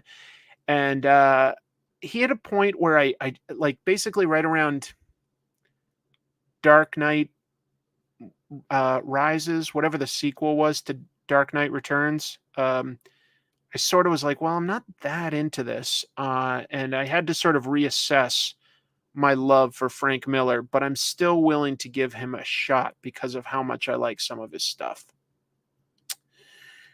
So anyway, but there's a lot to say there. That's more of like a whole episode talking about his career and analyzing that. Strikes Again. That's what it was. Strikes Again. Thank you. Iron Shell. I was thinking of, I guess the movie Dark Knight Rises. You're right. Dark Knight Strikes Again. Thank you. A bunch of people say it. Thank you. Speaking about Abrams, they're also launching a manga imprint. Who isn't? My manga imprint is going to be called Katakana Press. I don't know. I'm not starting one. So this came through Publishers Weekly. That makes a lot more sense to have book news than Hollywood Reporter. Anyway, Publishers Weekly announced Abrams Comics Art is launching a new imprint. They're calling it Kana. And it focuses on manga series translated into English for the US market, primarily for an adult audience. So a little bit more adult than, say, shonen type manga. And the imprint will primarily publish titles translated from Japanese, in addition to select titles originally published in French. They've got also a huge, of course, comic book world. They plan to publish 40 to 60 books a year. So they're publishing series, and it looks like they'll publish several series. First 6 titles that they announced: Scars by Brandon Arias, Leviathan by Shiro Kuroi, Manhole by Tetsuya Tsutsui, Silence by Yoann Vornier, Eden of Witches by Yumeji, and Space Punch by ZD. We will see. We will see. I'm curious to read Leviathan, I have to admit. I've heard of this one a little bit before, that it's a good book. I hope so. I don't know. But I'd probably give it a shot. I don't know much about it. All I can say is there probably is room for more publishers. Manga sells very well. Young adult books and manga, that is where a massive chunk of the comic book audience resides. And even if a lot of this is imported, it still is providing tons of jobs for publishers, printers, translators. You need some like art adjustments and lettering. So there's a lot. Abrams is a book publisher. Abrams is a book publisher, not J.J. Abrams. A Manhole is good. Okay. Okay. Cool.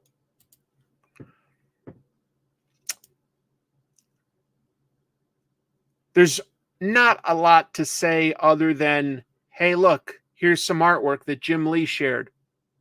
And yeah, so Jim Lee shared his DC versus Marvel covers. To be clear, this August, Marvel and DC are publishing 2 omnibuses that collect Marvel versus DC and their amalgam books.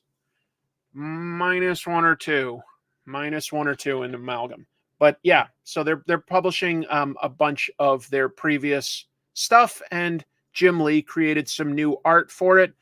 Between the two, I have to say, I think amalgam is a lot more dynamic, and I just like how it's laid out. It all seems to spread from a central point, like an explosion, versus this is just like a bunch of people.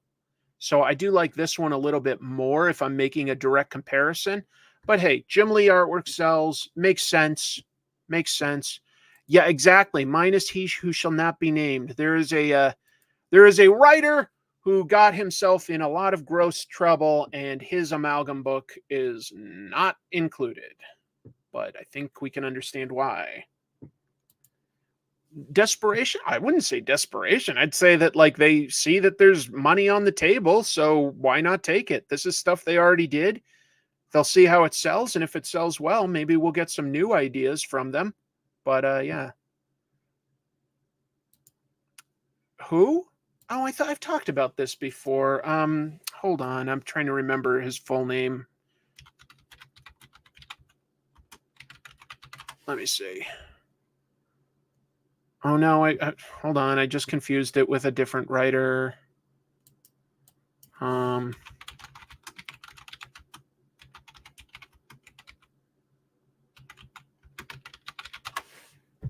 Gerard Jones. Gerard Jones did a lot of good comics and stuff, but got himself in a lot of trouble. So I don't want to get into that. I don't want to get into it beyond that because it's gross. Left is better in composition, but right has something going for it color-wise. Well, the colorists are doing a lot of heavy lifting there, but yeah. Jim Lee has a nice style. I like his artwork. And I'll tell you this. You know what I admire about Jim Lee's art is he's so confident. I mean, he does live streams. That guy draws fast. Now, has he done much to sort of evolve his art? Not necessarily, but, you know, obviously he's got now a lot of work as an executive. So he probably doesn't have a lot of time to experiment and evolve his style. But he's got a nice style that a lot of us love. It looks cool. That's enough sometimes. I would just say that, yeah, the composition on the left I just prefer to the one on the right. That's me. Maybe not everybody agrees. This is small, but Netflix shared a One Piece Season 2 update. It's been a little while. We knew that it had been renewed. We just hadn't heard, like, you know, what's happening with it. Well, according to the website What's on Netflix, Netflix is planning on beginning the pre-production on One Piece Season 2 around mid-June. And that could last about 7 months until late January. So probably early 2025, we'll start getting Season 2. Producers have said that Season 2 is going to feature, theme-wise, Luffy learning to become a captain. They're also going to introduce a bunch of new characters for us, including, I'm pretty sure we will be getting Tony Chopper. They've hinted that we'll be getting Tony Chopper. That's an important character of the crew. The doctor, the mascot, an intelligent little reindeer. He ate some of the magic fruit and became able to talk. One Piece is nuts. One Piece is nuts. No rumors for Netflix canceling it. They've invested a lot of money in this, and it looks like they got a return on the investment. Season 1 seemed to be pretty well accepted by both fans and critics, and that is a tough needle to thread when you've got like something with this much history. You know, a beloved manga that's still ongoing, a beloved anime adaptation that's still ongoing. So, you know, switching to live action, tricky. And not everybody necessarily is going to 100% love it, but I think it went over pretty well. It went over pretty well. Yeah. Did I just say Tony Chopper? I meant Tony Chopper. Thank you. My apologies. Do I think that Netflix might cannibalize the hype on their own shows by waiting so late after the show airs to begin pre-production on second seasons? I think that this one was just slowed down by when they had started versus that writer's strike. The writer's strike just came at an awkward time and it delayed them a little bit. But I don't think it should matter too much. When you're a streaming service and people can like easily access the original season, you're going to get a bunch of people that will like still check it out. I can't imagine they're going to try to cover the entire Baroque Works saga, but we'll see. We'll see. I don't know.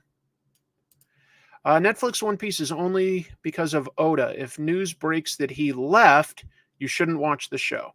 Well, I guess that's somewhat fair. But yeah, the creator, Eiichiro Oda, is very much behind this. And a producer. All right. This bummed me out. I wanted to share the news just in case something good can come out of it. But a charity donation box was stolen from a comic book store.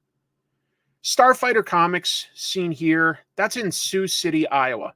And they had a donation box out for several months where they were raising money for Extra Life. If you're not aware, that's a charity that basically people pledge money for people to play games, like stream video games for a long time. But all it really is an excuse to raise money for children's hospitals.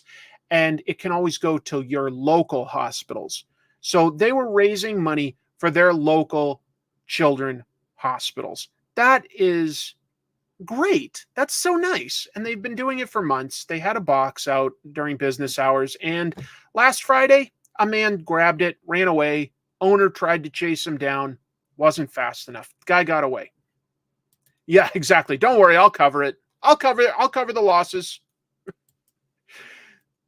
So how are they going to deal with this? Well, what the store has announced is that they still want to try to like recover this and get money to charity. So they are going to donate 10% of their own sales on Saturday's Free Comic Book Day to the charity. They said that Free Comic Book Day is their biggest sales day of the year, and they're going to donate 10% of their sales to the Extra Life charity. I think that is pretty generous of them. So I put this on the radar because if anybody is in Iowa, in the area, maybe you want to take your business to Starfighter Comics. Sounds like they're doing something very, very nice. Yeah. It is pretty bad. I can only imagine somebody that would do that is very desperate and maybe in need themselves, but it's pretty terrible no matter what. It's no excuse. Don't get me wrong. It's not an excuse. Just trying to understand why someone would do that. No, most comic book stores do pretty darn good sales on Free Comic Book Day. Tend to get a lot more foot traffic. So there's a lot of positives for it. Kudos to them for not being discouraged by a weasel. That's part of why I would put it in the news. I was just like, in the off chance that, in this next week, some of my viewers are in that area, maybe you want to consider swinging by Starfighter Comics to pick up some free comics and maybe buy something, knowing that some of your money will also go to children's hospitals. Always a good charity. Always something worth supporting. I think all of us are I don't think anybody is going to go like, kids, they've had it too good for too long. Sick kids can take care of themselves. Pretty sure everybody's okay with trying to help sick kids. Pretty sure. We have a few more pieces of news. And when I say we, I guess I mean me, since I'm the only guy on this side of the camera, but it feels like you guys are here. It feels like it. Some big names working on a new horror anthology. Let's talk about that. This comes from Boom Studios, as you can see from this picture. It starts in July. It's called Hello Darkness, and it's a pretty thick book. Goes for $5.99. I'm right there with you. You got me. You got me. Some men aren't looking for anything logical like money. Some men just want to watch the world burn, Master Bruce. Some men don't have logic. Now, what's the point of doing all those push-ups if you can't lift one lousy log? Perfect impression. All right. So, here, look at some of these names.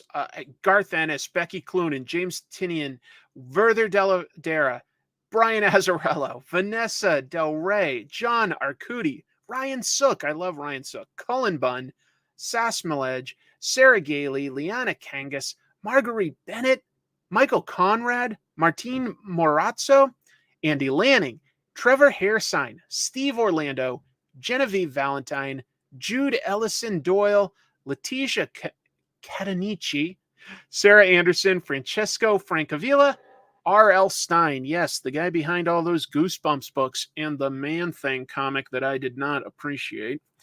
Those are some pretty awesome names to have involved. R.L. Stein has done a few comics. I made an episode on Comic Tropes about a Man-Thing book he made that I did not love.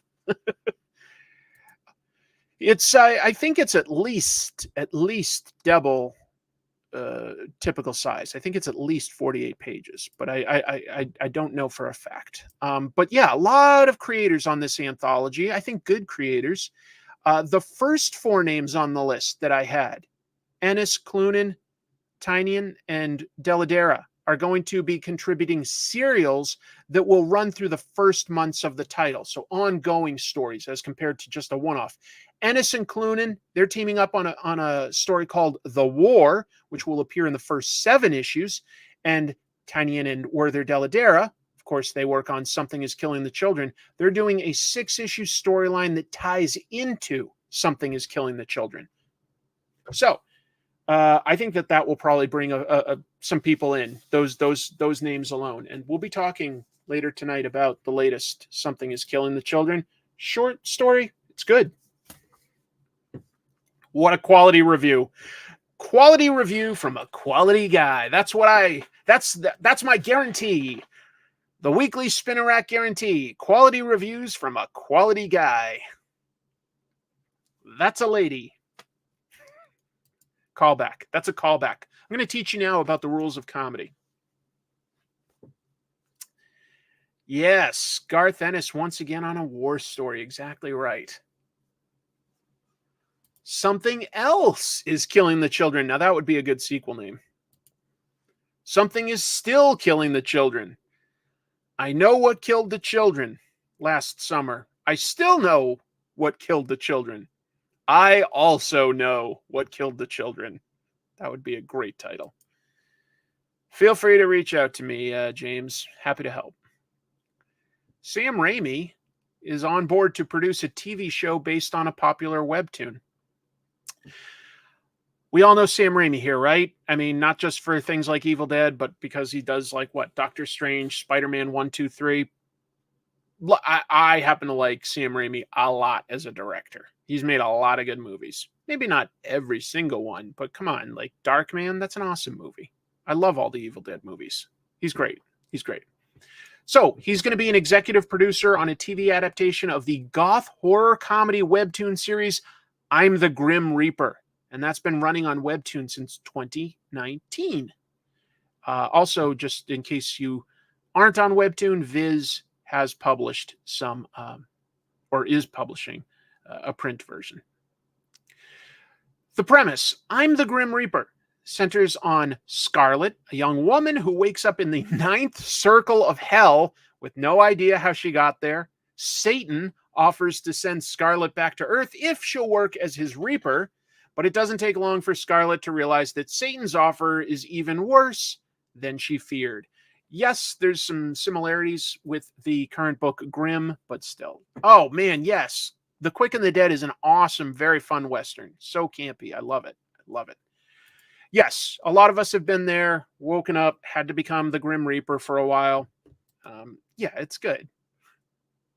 You wake up and I liked Boy Kills World. That had some pretty badass action to it. I like that.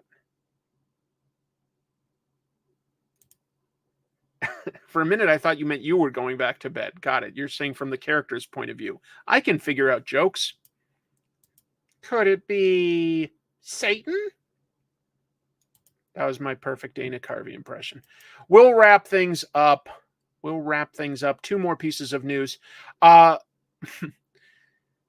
Montreal artists are still fighting Marvel in court. Oh, this is just one more piece of news. I just had another image for it on the next page. So let me show you. This is what Ant-Man looked like when he debuted. This is a comic by these artists that are suing Marvel, and then this is what Ant-Man looked like in the movie. And they're saying that these movie versions are based on this, not an evolution of this. They're saying that Tony Stark's armor looks like this. I'll show you one thing real quick. So like in their court filings, this is their comic. It was called Radix. And this is the poster for Iron Man 3. They're saying that it copied that. Although I'm pretty sure that the 3-point stance had existed before the movies. Pretty sure. But let's talk about the news. So on Friday, Montreal CTV News talked with the Lai brothers, Ray and Ben, about their long-running legal battle with Marvel Comics. The brothers have recently, that's why it's news, they filed a motion that Marvel is intentionally delaying the trial, which began back in 2021. They had a comic at Image from 2001 to 2002. It's called Radix, and they claim that Marvel stole the designs for Iron Man, Ant-Man, and the Wasp from them. I mean, with the same pose, yeah, I see some similarities there. I think, I don't think that this armor actually, when you really break it down, quite looks like this, I don't know that they've got enough to go on. I am stunned that they are still waging this court battle, to be honest. They tried it in U.S. courts and it got thrown out, just to be clear. But they've been fighting since they're from Canada, they've now been fighting it for about 3 years. Well, you say Adi Granov says what? Let's be clear. Adi Granov's design, I think, was 2005.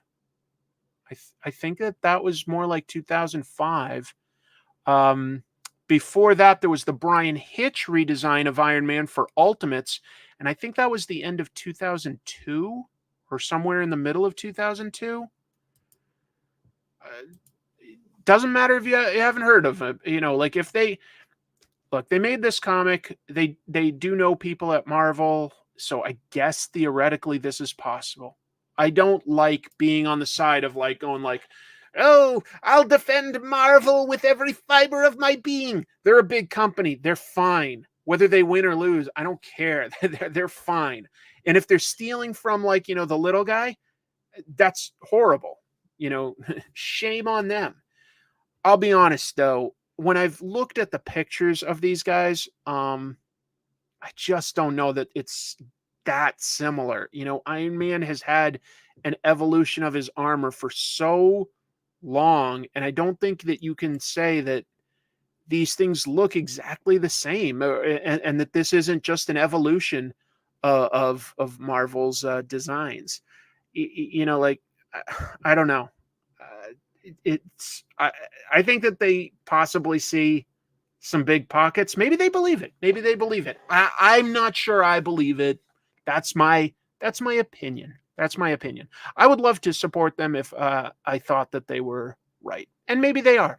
But you know what? That is what court is for. We will see. Well, who knows? You know, like I say, we got to look at the timelines of these things. Their stuff started getting published in 2001. And to be fair, the Adi Granov version of Iron Man that we sort of recognize was later. But then again, you know, there's no helmets involved in any of this. So like, you know, this is an exoskeleton sort of armor. And I don't think Iron Man's armor in the comics is usually this complex, to be honest, showing so many sort of like wires and pistons and stuff. So I don't know. I see what you did there. I did do a little short in the last week because I felt like doing a short on the weird period where Iron Man had a nose. I never quite understood why that was done. So I figured it out and I made a quick little short because there wasn't much to say beyond about like, you know, talking for about a minute about it. But that's on Comic Tropes. I'm hooking up my camera so that we can look at some of the comics that came out this week. There were some really cool ones. Really good stuff. Exactly. Guyver is another example. I don't know. The role that made Mark Hamill. The Guyver was? I'm not sure about that one. I'm not sure about that. Bear with me, folks. Because my show goes for so long, I don't typically turn on my camera that's used to look at the comics from the beginning because I just worry about the battery running out. I probably don't need to, but whatever. So I'm just hooking that up, and we'll talk about some of the comics that came out in a sec.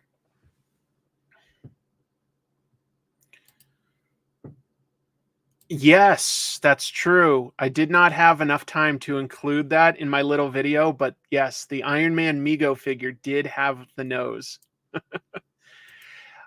Yeah, exactly. So I'm like, I don't know. I don't know what's for dinner. That is a lovely question. I hope something delightful. I have no idea what we're going to do for dinner yet. Fun question, but I don't have a good answer. Oops, hold on. I don't have this in the right mode. Huh. Aha. Anybody see anything good on like TV or movies lately? Always looking for good recommendations is all.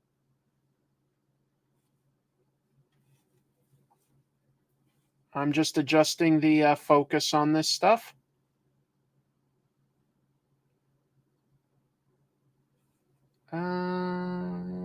Almost ready. Chrissy and I watched Fallout, and we both really liked that. I think that was a really good show.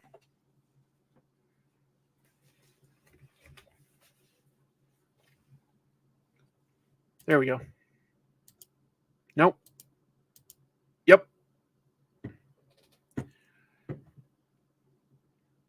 Rewatching the X-Men films. X-Men 97 I've been enjoying too. Yep. They made an Expendables 4? I didn't even see the third one. I did see the first two, but I don't even remember them well. I like Monkey Man. I saw that. That was really good. A View to a Kill. You got Roger Moore pushing 60, weighing about 400 pounds. That's the James Bond that I want. That's the James Bond I want.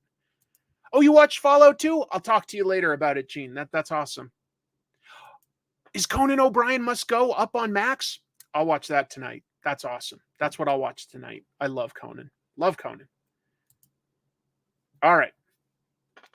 Yes, folks, totally agree. Since Conan got mentioned, Hot Ones isn't like always my favorite show. It's fine. It's a good premise. It can be funny, but Conan took that show Hot Ones to its apex. Like there is no way to top what he did on Hot Ones. It is bonkers. It is hilarious. It is. I think that's Conan basically at his best. He's so over the top and crazy, but it builds. I thought that Conan was great on that. Knuckles. 50 Cent was in Expendables 4. Great. I'll talk about some comics. Let me do it like that. Nice to see you. Oh, hi. Oh, my favorite is, Conan. No question. It's Conan. It's just who I mostly grew up with. You know, he was on when I was in college, and so I watched a bunch of him, and I just find his sense of humor very funny. One of my favorite, probably still my favorite episode of Simpsons, Marge versus the Monorail. Have I done a video about the best comic book cities in North America? I haven't, but I will say that off the top of my head, I think Portland would probably end up winning. I would say that New York and LA would probably they'd be in the running. LA not as kind in the last several years. They used to have a little bit more. Fun question.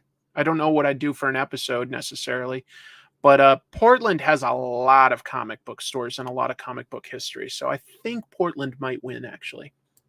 All right. So I'll just bang through some of these issues. Something is Killing the Children is back after a little hiatus. Issue 36 gives us a story from it's a flashback.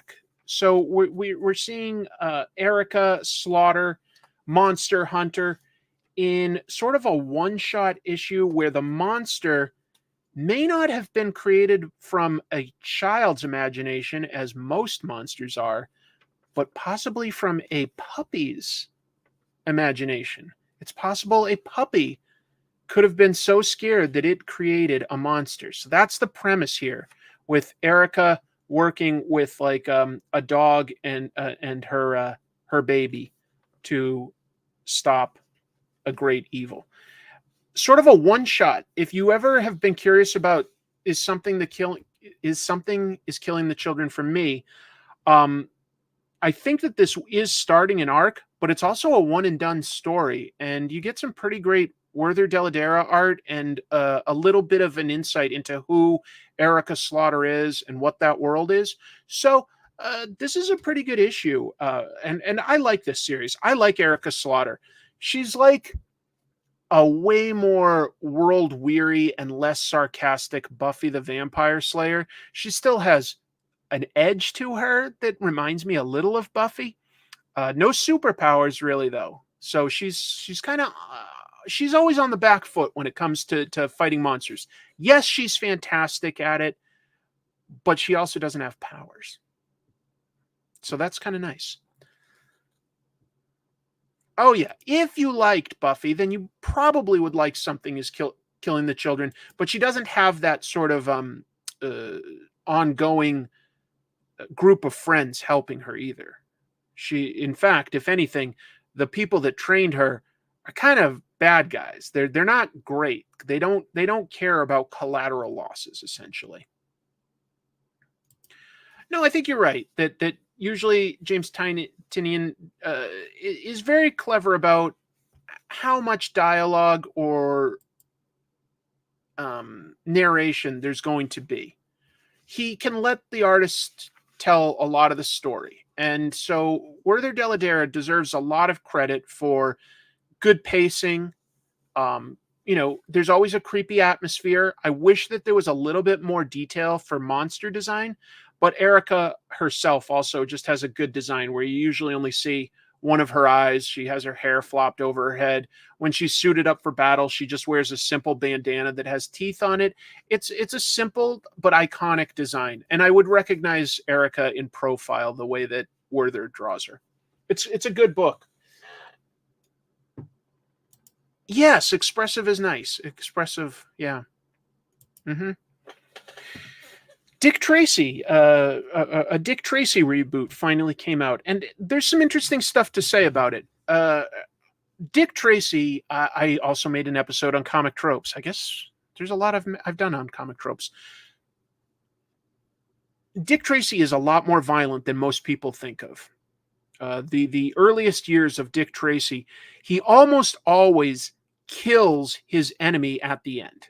There's almost always some sort of a shootout, or the villain makes a mistake and gets drowned or frozen or something like that. So the original comics were way more violent than you might think, considering that in pop culture, you'd have the current Sunday strip or newspaper strip, which is pretty tame. You'd have things like the 1991 or so live action movie by Warren Beatty, which is pretty tame as well. But Chester Gould was pretty hardcore. And so this reimagining of Dick Tracy keeps all the same, character stuff. It's just drawn in a modern, realistic style. Geraldo Borges, who has done some great work recently in No One. But like I said, we've got some villains coming into a diner. It's set it's a period piece. It's set when the original Dick Tracy started. But, innocent people getting gunned down. It's not like that it's focusing on the gore, but it is violent, And Dick Tracy is a World War II veteran that is now a young detective, and he's just smart. He's good. One thing that's interesting, though. Obviously, a lot of this is very grounded, right? Some very realistic art. Dick Tracy himself is drawn realistic. But they kept this bright yellow trench coat and hat, fedora. And I don't know if that's the right decision in a way. Yes, it's iconic, and maybe you need that iconic element. Maybe you do. But everything else in it is very grounded, okay? Like the colors and everything. By the way, Mark Englert doing the colors. Mark colored my Vampirella variant cover. Great artist in and of his own right. I wish I could tell you the stuff he's working on because it's really cool. But a great artist and great colorist. And I'm sure that it was the creator's decision to put Dick Tracy in this yellow trench coat. And maybe that's okay, but I might have considered just turning this into a tan. It was yellow in the Sunday strips because they had a more limited color palette. And it was a little more cartoony than what this is now. But we have Tess Trueheart, we have, the Chief. So we have these characters. Oh, and there is this seems to be Flat Top, one of the more iconic villains. But at the same time, he doesn't have like a totally square head or anything. The villains are a little exaggerated, but they're not quite the cartoons that they were in, say, the live action movie. And a lot of that, I bet that's Big Boy. I don't know for a fact, but I think that's Big Boy. So I like this grounded take. It's a good mystery. I like detective crime fiction. I liked crime fiction, and that's what this has given me. It moves at a good pace. Dick Tracy's smart, capable, tough. You say it's like Superman's cape, stick with it. That's probably the decision making that went into this. That's probably it. I don't know. Like if it wasn't yellow, would it still be really Dick Tracy? I don't know. I don't know. It's something I've just been thinking about. It's the only element that's sort of a heightened reality, really. I like it yellow. But anyway, I didn't mention the writers, and I should. Alex Segura and Michael Morecci. Michael Morecci does Barbaric. And I think Alex Segura, beyond doing comics, I'm pretty sure he has been working to get this Dick Tracy license for a long time. But it's pretty good, folks. This is from Mad Cave Studios, and I just wanted to give that a shot because I haven't really read anything from Mad Cave before. I think that they chose a good artist with Geraldo Borges. Geraldo did some really good crime fiction on No One, and he's a good fit for that kind of style. He's a good fit. Brown coat, Dick Tracy, just some guy with a mismatched yellow hat. Well, I would say that changed the hat too, but yes.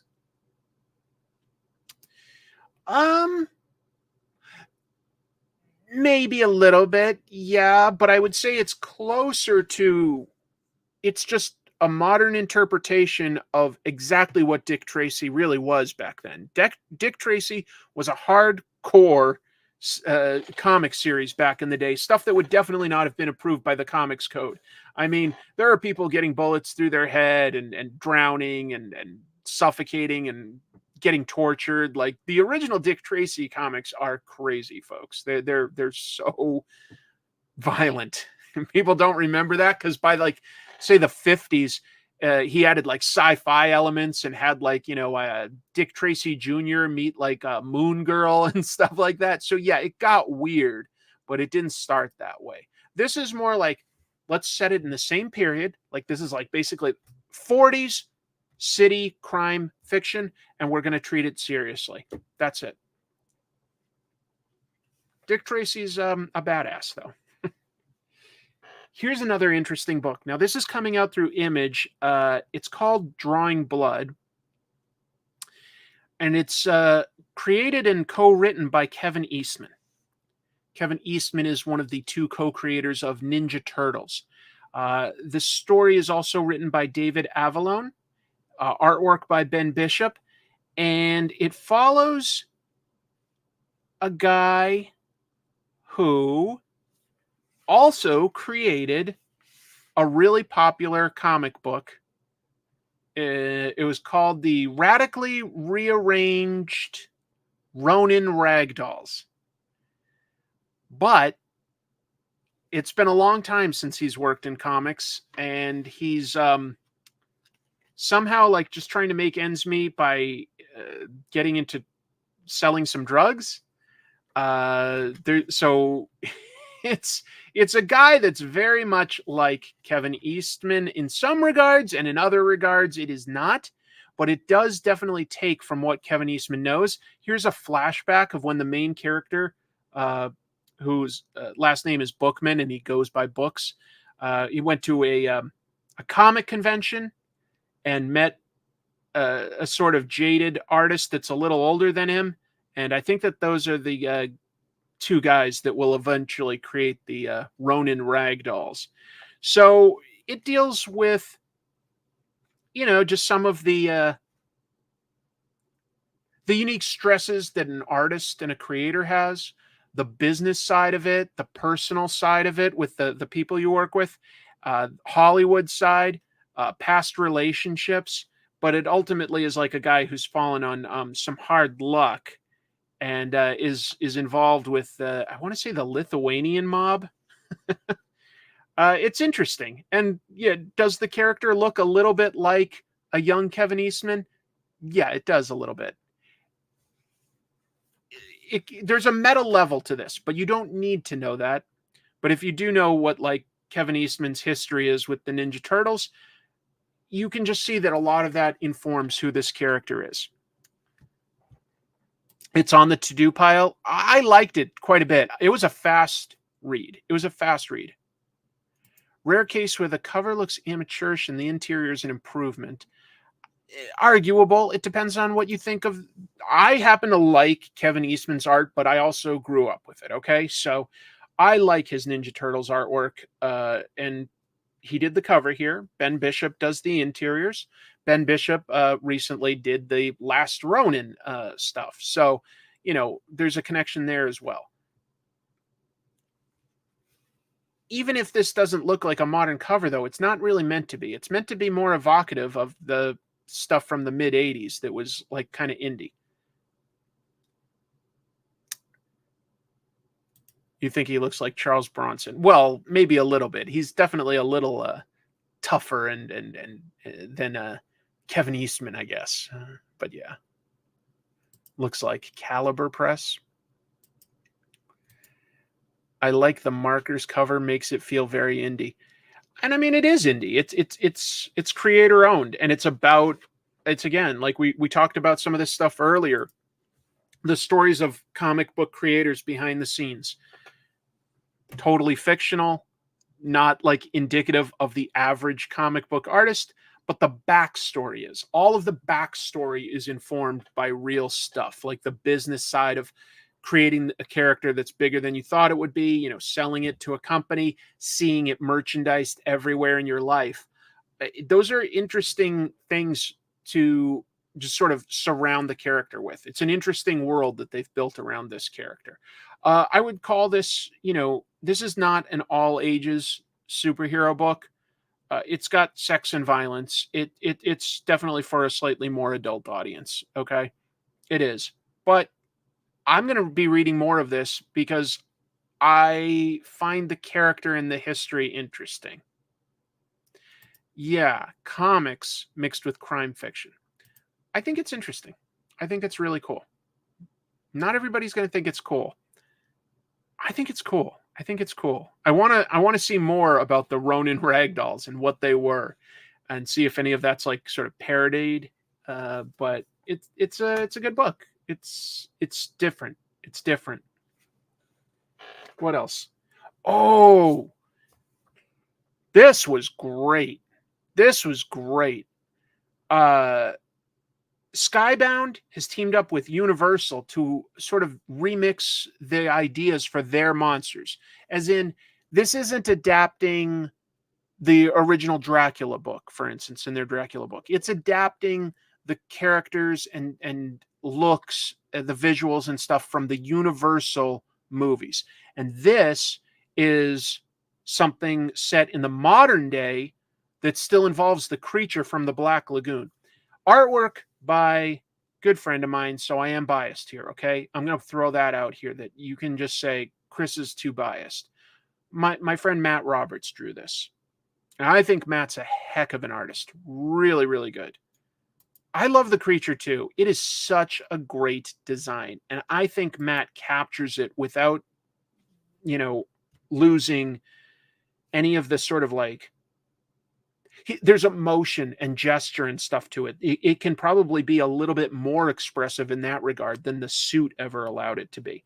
But the story itself follows a new character, a lady who's a reporter and has dealt with some sort of criminal that put her in like a life and death situation. We don't know the full backstory yet, but she knows that he's down in Peru, and her, news editor is like, we're not going to pay for you to go down there. I don't think that that's a good idea, but she wants to, okay? She goes down to Peru to investigate a criminal. And while tracking that guy, she sees like bodies being moved out of the morgue and thinks that she's tracking down her criminal. Maybe she is, but maybe she's not. These guys end up going deep into some sort of swamp, lagoon type areas. Glad that I'm not the only one. Matt is so good. Matt is so good. Matt's got a great story as an artist. And yeah, there's some good character work in this. There's some beautiful art. Like, I mean, Matt is really crushing it in terms of just making this look so lush and deep. You know, it doesn't look like, oh, it's so empty. Like, I bet society is just off to the panel. You know, like, I bet that like there's like a gas station just right over here. No, there's like a lot of depth to what he's creating here. He's doing a good job of playing with the shadows and playing with the textures of all the vegetation. There's a lot to like about it. And what will the relationship be with the main character and the creature? To be decided. Let's just say it ends on a note that I was not expecting. I'm not going to show that. I'm not going to show that.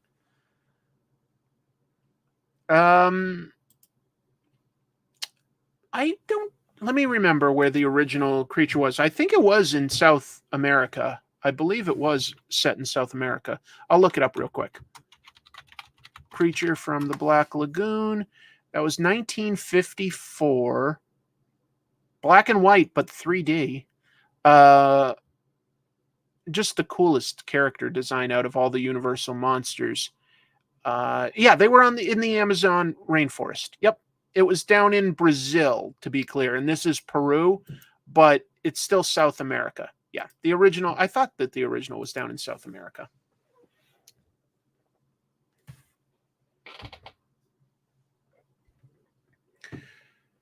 So is this the original creature? Maybe not. Let's think that through. Like, this is set in the modern day. The original was 1954. Maybe it's the original creature and he's moved. Maybe he's long-lived. Maybe there's more than one creature. Maybe, let's just say, I think we're going to get like a little bit more lore for the creature in this one. I think that we will. I'm glad that they can explore something different, but it's clearly the design from Universal. And they might have more flexibility there because I believe the creature was an original creation as compared to like Dracula and Frankenstein were adaptations. Let's see. I don't think that was an adaptation. Yeah.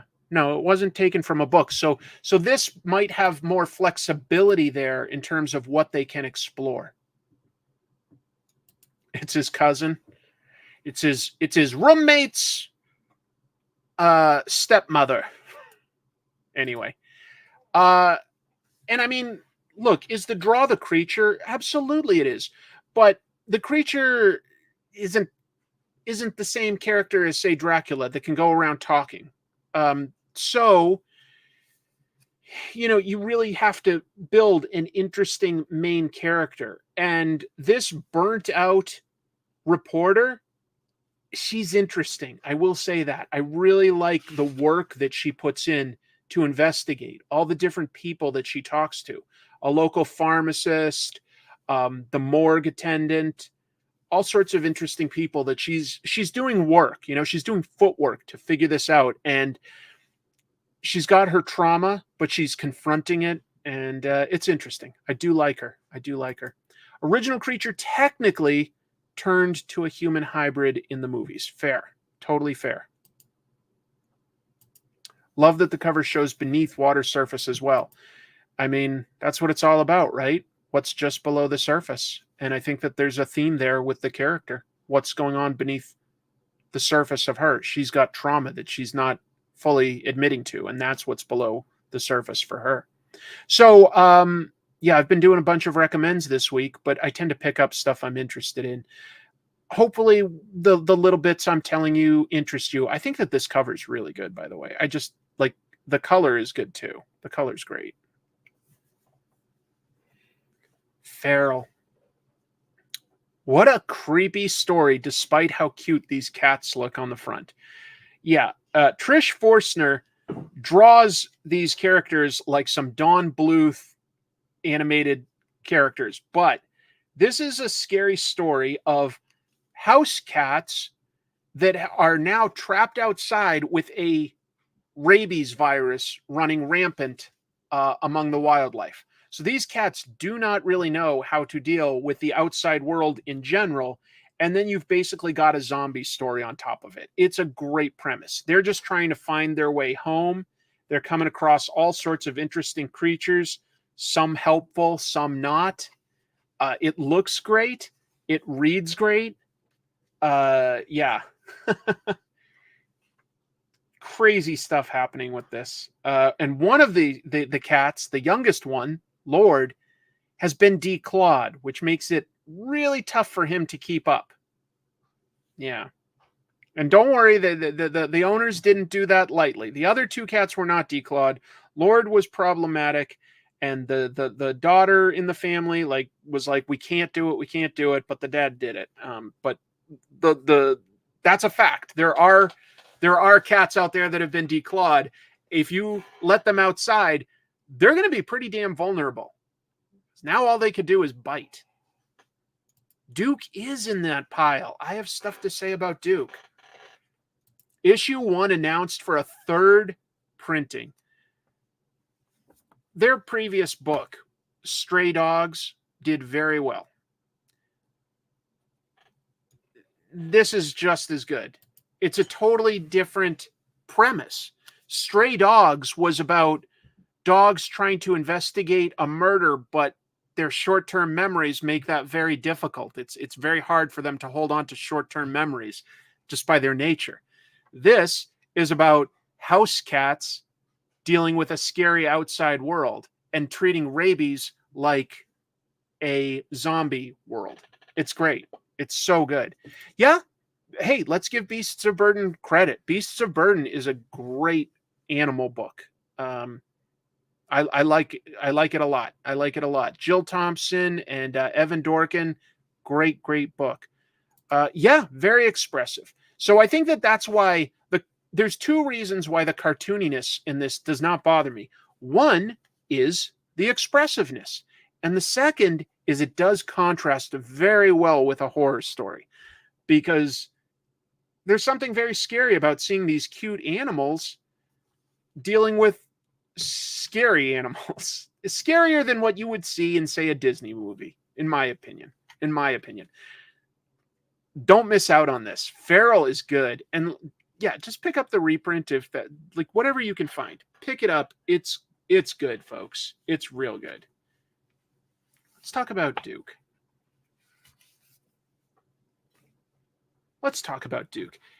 Is this version of Duke, does it line up with the versions we have seen in previous comics or cartoons or movies? Well, first of all, it doesn't necessarily have to, does it? This is a reboot. This is the Energon universe, and this is our introduction to the world of G.I. Joe. This is issue 5. This is the end of the Duke miniseries. What the next book after this is, Destro and Scarlet each have miniseries. There's not a G.I. Joe book yet. They're setting these characters up. Duke has been basically on a solo mission, but he's gained some allies, like his old friend Clutch. Colonel Hawk, not General Hawk, Colonel Hawk is trying to rein him in with the help of guys like Stalker and Rock and Roll. These are all future members of G.I. Joe. But in the meantime, Duke has seen Starscream. It sent him on a path looking for robots. What it led him to was not the Transformers. Instead, he has found the battle android troopers that Destro, a weapons manufacturer, is making. He did not expect to end up here, but that is where it took him. Into the heart of, terrorism. This is Destro before he works for Cobra Commander, but he does have his own army. He's generating weapons.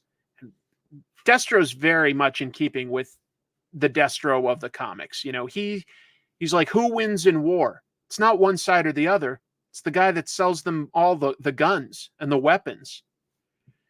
And they do some fun little things in here. They do like call little hints at G.I. Joe lore. Destro opens his jacket. He's got a leopard print.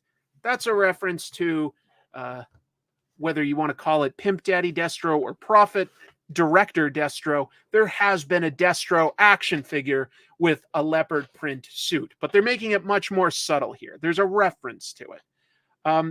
This Duke is not clean shaven with a crew cut. He's way more rough and tumble. But what it does is this story really does set up Duke as a type of Captain America. As in, he's not just a soldier, he's the best soldier.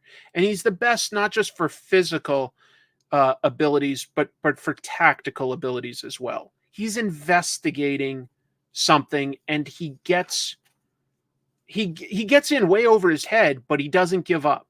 I mean, he has to fight a robot in this, and it's incredible. And I love that, like, they don't feel the need in these books to constantly throw in characters in any sort of chronological order. They're just pulling characters when it makes sense. Destro has canonically had a guy named Scrap Iron as one of his weapons developers. And Scrap Iron got a small role in this. In previous issues, they had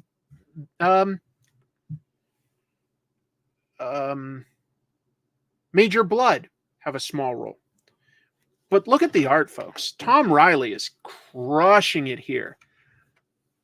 The gesture and stuff that we see here with Duke getting on a bat's shoulders and pulling with all of his might, like all of his effort, like you see the lines, like that he's pulling, and he looks like he's really putting in maximum effort. This is a really good example of a pose with real intention to the gesture. And you see that the neck ligaments are just starting to go, and he's got this huge panel to really indicate the vertical impact of that action. There are some great storytelling decisions. Exactly. The action looks nice. Yes. I don't think you'd see Duke ripping off a human's head in this. Scrap Iron is an underrated villain. Scrap Iron's underrated. I'm not going to go any further in the pages that I show you because I don't want to spoil anything. But let's just say, like, this is Duke finally coming up against what he's been investigating this whole time and finding out that it has not quite led him to his goal. His goal is to, destroy these robots that killed his friend, because Starscream killed Duke's friend in issue 2 of Transformers. And he might just have an opportunity for that by the end of this. He might finally have the resources to do something like that. The Crimson Twins. I like the Crimson Twins in the cartoon. Outside of that, they have way too many things going on. Tomax and Zaymot. I mean, they're acrobats. They're businessmen.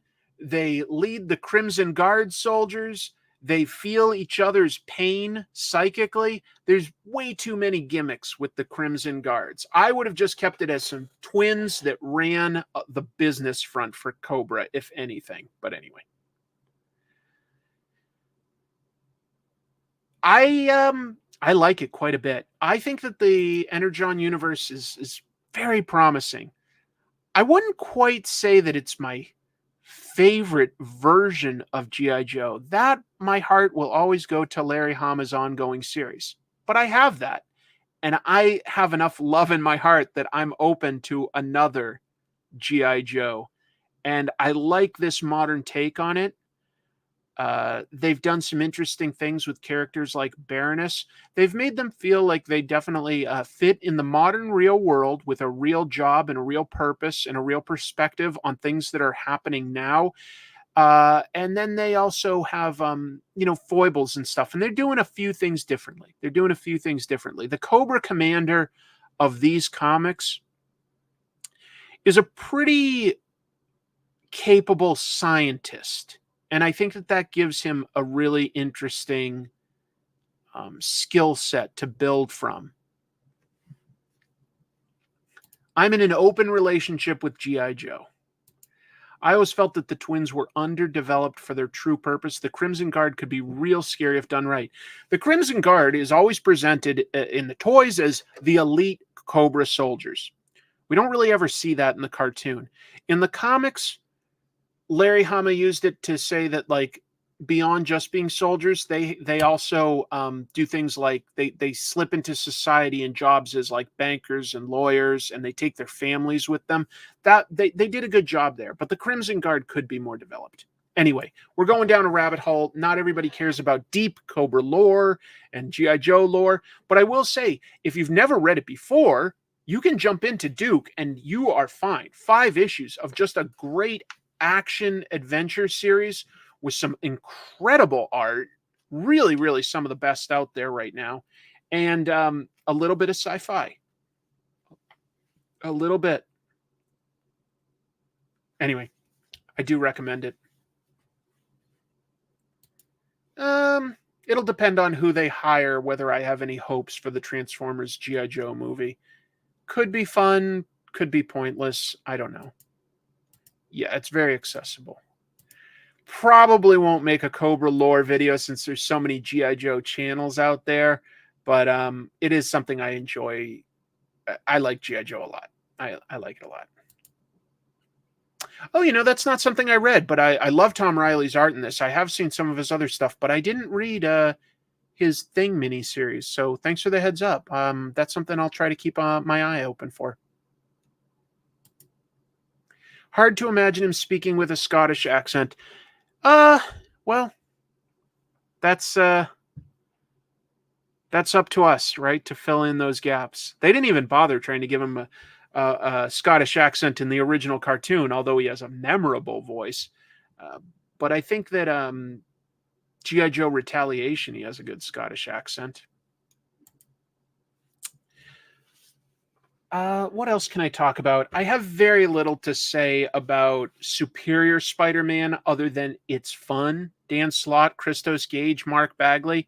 It's fun, okay? It's a good way back into Superior Spider-Man in that, like, Doc Ock is not controlling Spider-Man's body, but there's history with what happened back then. You don't need to know it because it's all new for this story. But it is Doc Ock and Spider-Man working together and fighting constantly, going back and forth because some of their goals align and they also hate each other. So that's good.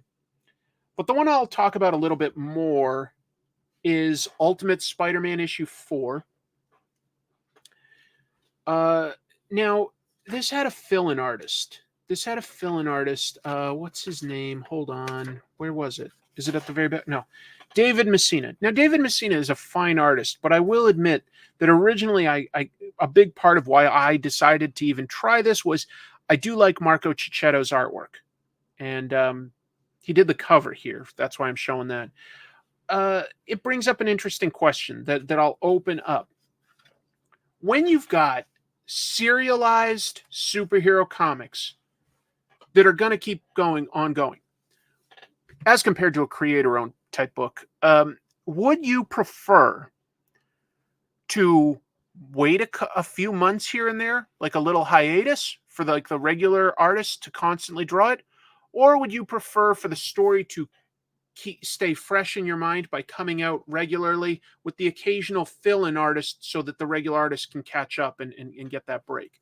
What would you prefer between those two? I don't feel like I've ever quite come across one where I'm like, definitively, this is what I would prefer. Because there are some advantages, honestly, to both. You take a hiatus and, Saga. I love Saga by Brian K. Vaughan and Fiona Staples. It takes hiatuses sometimes so that the same creative team can keep working on it. And sometimes when it comes back, I have to sort of refresh my memory. I do have a little trouble remembering exactly where the story was. But I love those creators. I don't know. Is that important to you? Lissandro says prefer the hiatus. Someone says let the fill-in artists shine. Regular artist fill-ins I don't like because the art is why I follow the books. Well, the books are art-driven. I think that almost all the time there are really good artists put in. I don't have anything bad to say. Obviously, as you can see, a lot of this is a conversation at a restaurant as compared to Spider-Man beating up a villain. That's just what this is. We are getting to... I'll talk about the story in a minute. Let me just see if there's any other strong opinions. Yes, mangaka will take hiatuses sometimes, although they work like crazy, so they definitely deserve it. I'd rather let filler artists have more exposure. Depends on the title. That's fair. Dem Hands was my favorite fill-in artist. I think you're talking about Many Hands, where it was just whoever was available could draw a page, and they just call it Many Hands. They did that, I think, on the Sonic comics a bunch. So that's a question of its own. What I will say, though, as far as what this issue is, it does still move the story forward in some interesting ways.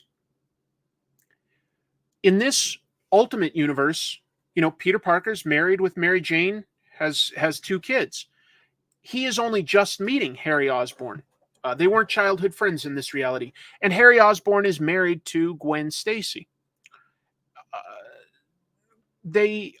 Gwen and Harry run a huge, powerful corporation, okay? Whereas the Parkers, like Peter is a journalist with the Daily Globe, Mary Jane has started a successful marketing agency. They're doing fine, but they're not wealthy. They're not like Harry and Gwen. But Peter and Harry do know that each other are Green Goblin and Spider-Man. In this reality, Green Goblin has not done anything villainous. He hasn't tried to rob banks. He's trying to shut down the Kingpin. And Spider-Man is just learning to become Spider-Man. And look, we finally get the classic line in here, but this time it's Harry Osborn delivering it to Peter. With great power comes great responsibility. He's telling Peter that, he has a responsibility now that he has these powers to do great things. That's very different than his motivation with, losing his uncle and, remembering his uncle's last words. I think that this is going... What it means is that this is a Spider-Man that's going to have very different motivations. He's an older guy with a wife and kids, and he's getting his powers later in life. His uncle is still alive. It's very different. Even though it looks similar, and there's things that we look at and we reference, it keeps throwing little swerves, and you realize we don't know exactly what to expect. How did Harry learn that lesson? I don't know. You think it should be dropped? I think it's a fantastic line. I think it's relevant. I think it's still relevant, but that's me.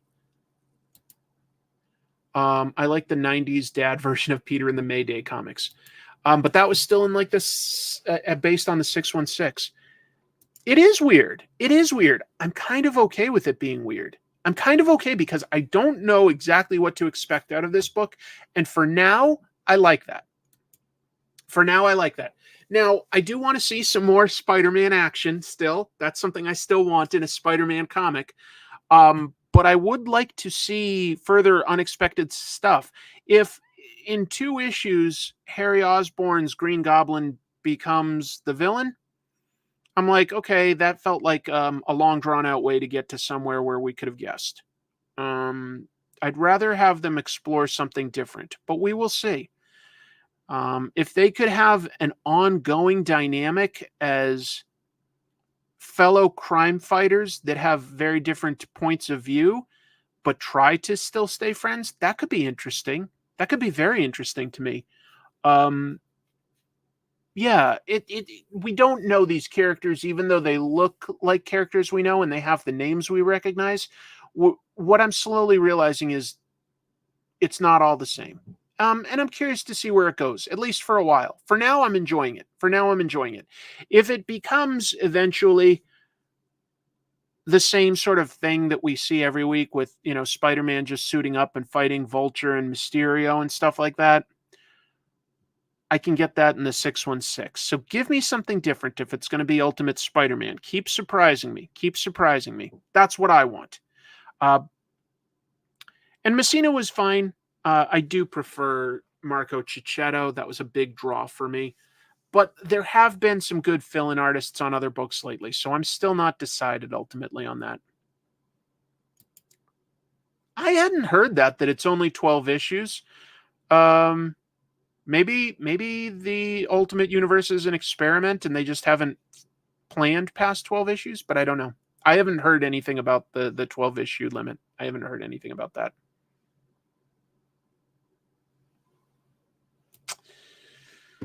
New universe, new rules. It will be interesting to see what other characters shift along the hero to villain spectrum. I agree. I liked it.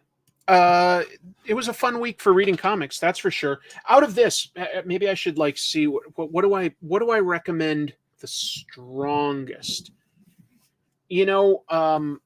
Probably my strongest recommendation would be Feral. I think that this was, out of everything I read this week, the one I read the fastest, that I sort of enjoyed the most. But I really enjoyed a lot of other things. I think Creature from the Black Lagoon sets up some interesting ideas. Dick Tracy is promising. It definitely feels like the original Dick Tracy. Duke was a blast. I'm excited to see more in the Energon universe. Yeah, there was a lot of good stuff. So let's end a little bit with where we began. This Saturday is Free Comic Book Day. Chances are high that your local comic shop will have some free comic books. And if you've got more than one in your area, maybe you go to more than one store, pick up a couple things at different stores. Do you guys have a store that tends to do anything special? A raffle, a sale, their own freebies, cosplay contests? I'm just brainstorming of the kind of stuff that you could do at a store. I like Free Comic Book Day. I haven't been to one in a while because I always have to work on Saturday, but I like it. It's almost like a mini comic convention in some ways. I'd be curious to hear from any of you if you do anything cool. NEC definitely will. We'll do some good stuff. National stores here do the Free Comic Book Month. Wow. Where's that? That's where I probably need to be. A Free Comic Book Month. Fantagraphics book Mythologies and Apocrypha #1 by Tim Lane came out last week and is very much worth checking out. Noted. Free floppies on any purchase. Wow. That sounds nice. Any advice to quit the vice? What vice? If you're talking about buying comics, I'm not the one to talk about. If you're talking about something else, I guess I could give that some thought. I'm not sure what vice you mean. Unless you're literally addicted to actual bench vices where you do your, tinkering and stuff with your tools, in which case I say don't quit the vice, use it. If you're in Chicago, I will be at Chicago Comics doing sketches and give away my own comics. Chicago Comics, noted. My store has a lot of the free comics. They put the most popular ones at the front, then trail them on top the shelves going into the back of the store like baiting a trap. They should do it the opposite way. Have the less popular ones up front and the most popular ones at the back to get people all the way to the back of the store. Oh, they were talking about Vice Magazine. Yeah, how do you quit Vice Magazine? Just stop reading. Cape and Cowl in Oakland combines it with a food drive and has a wheel to spin for freebies. That's a great idea. That's so nice to hear when you can contribute something to the community with an event like this that brings so many people.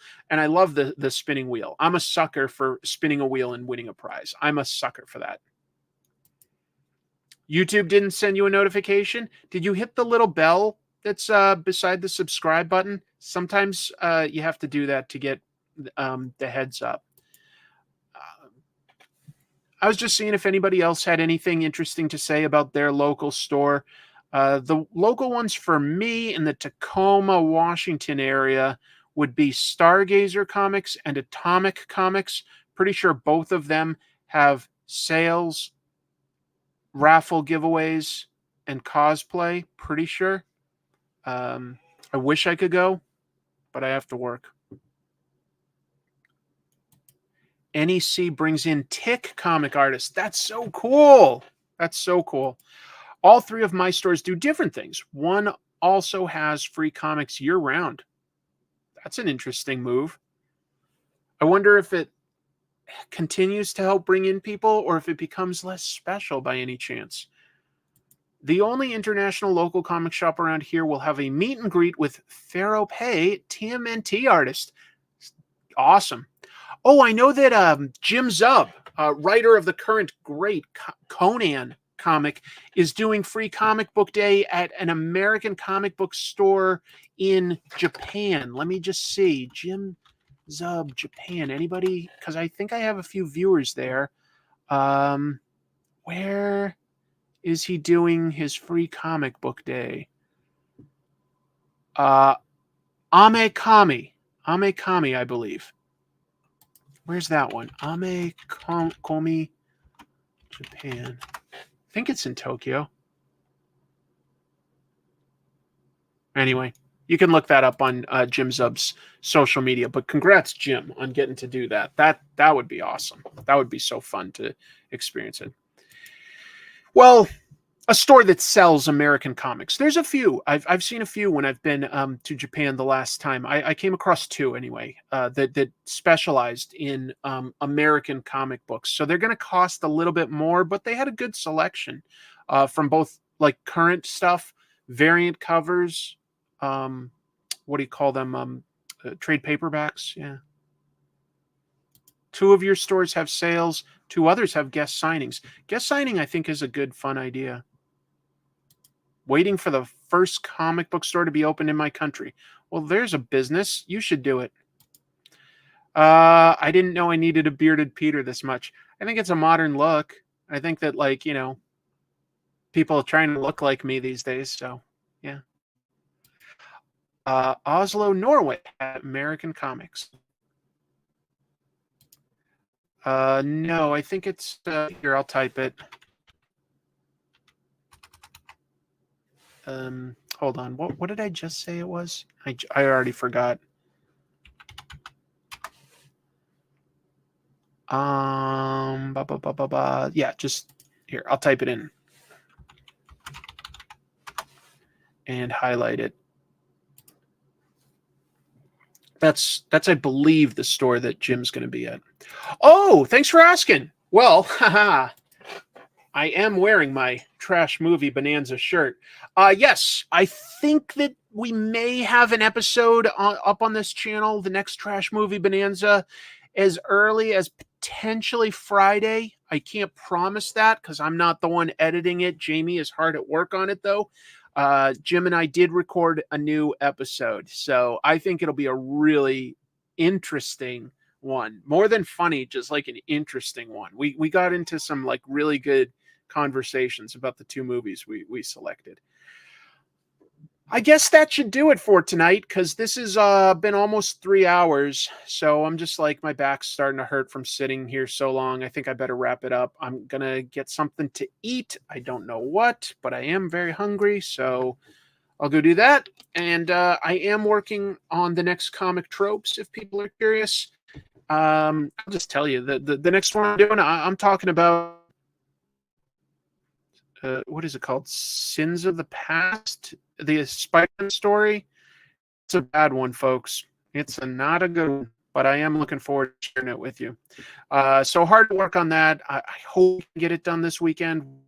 I'm trying. I'm working hard on it, but I got to get going so that I can work on that and get some food. Thank you very much, everybody. Working to you. Keep reading comics. Salud.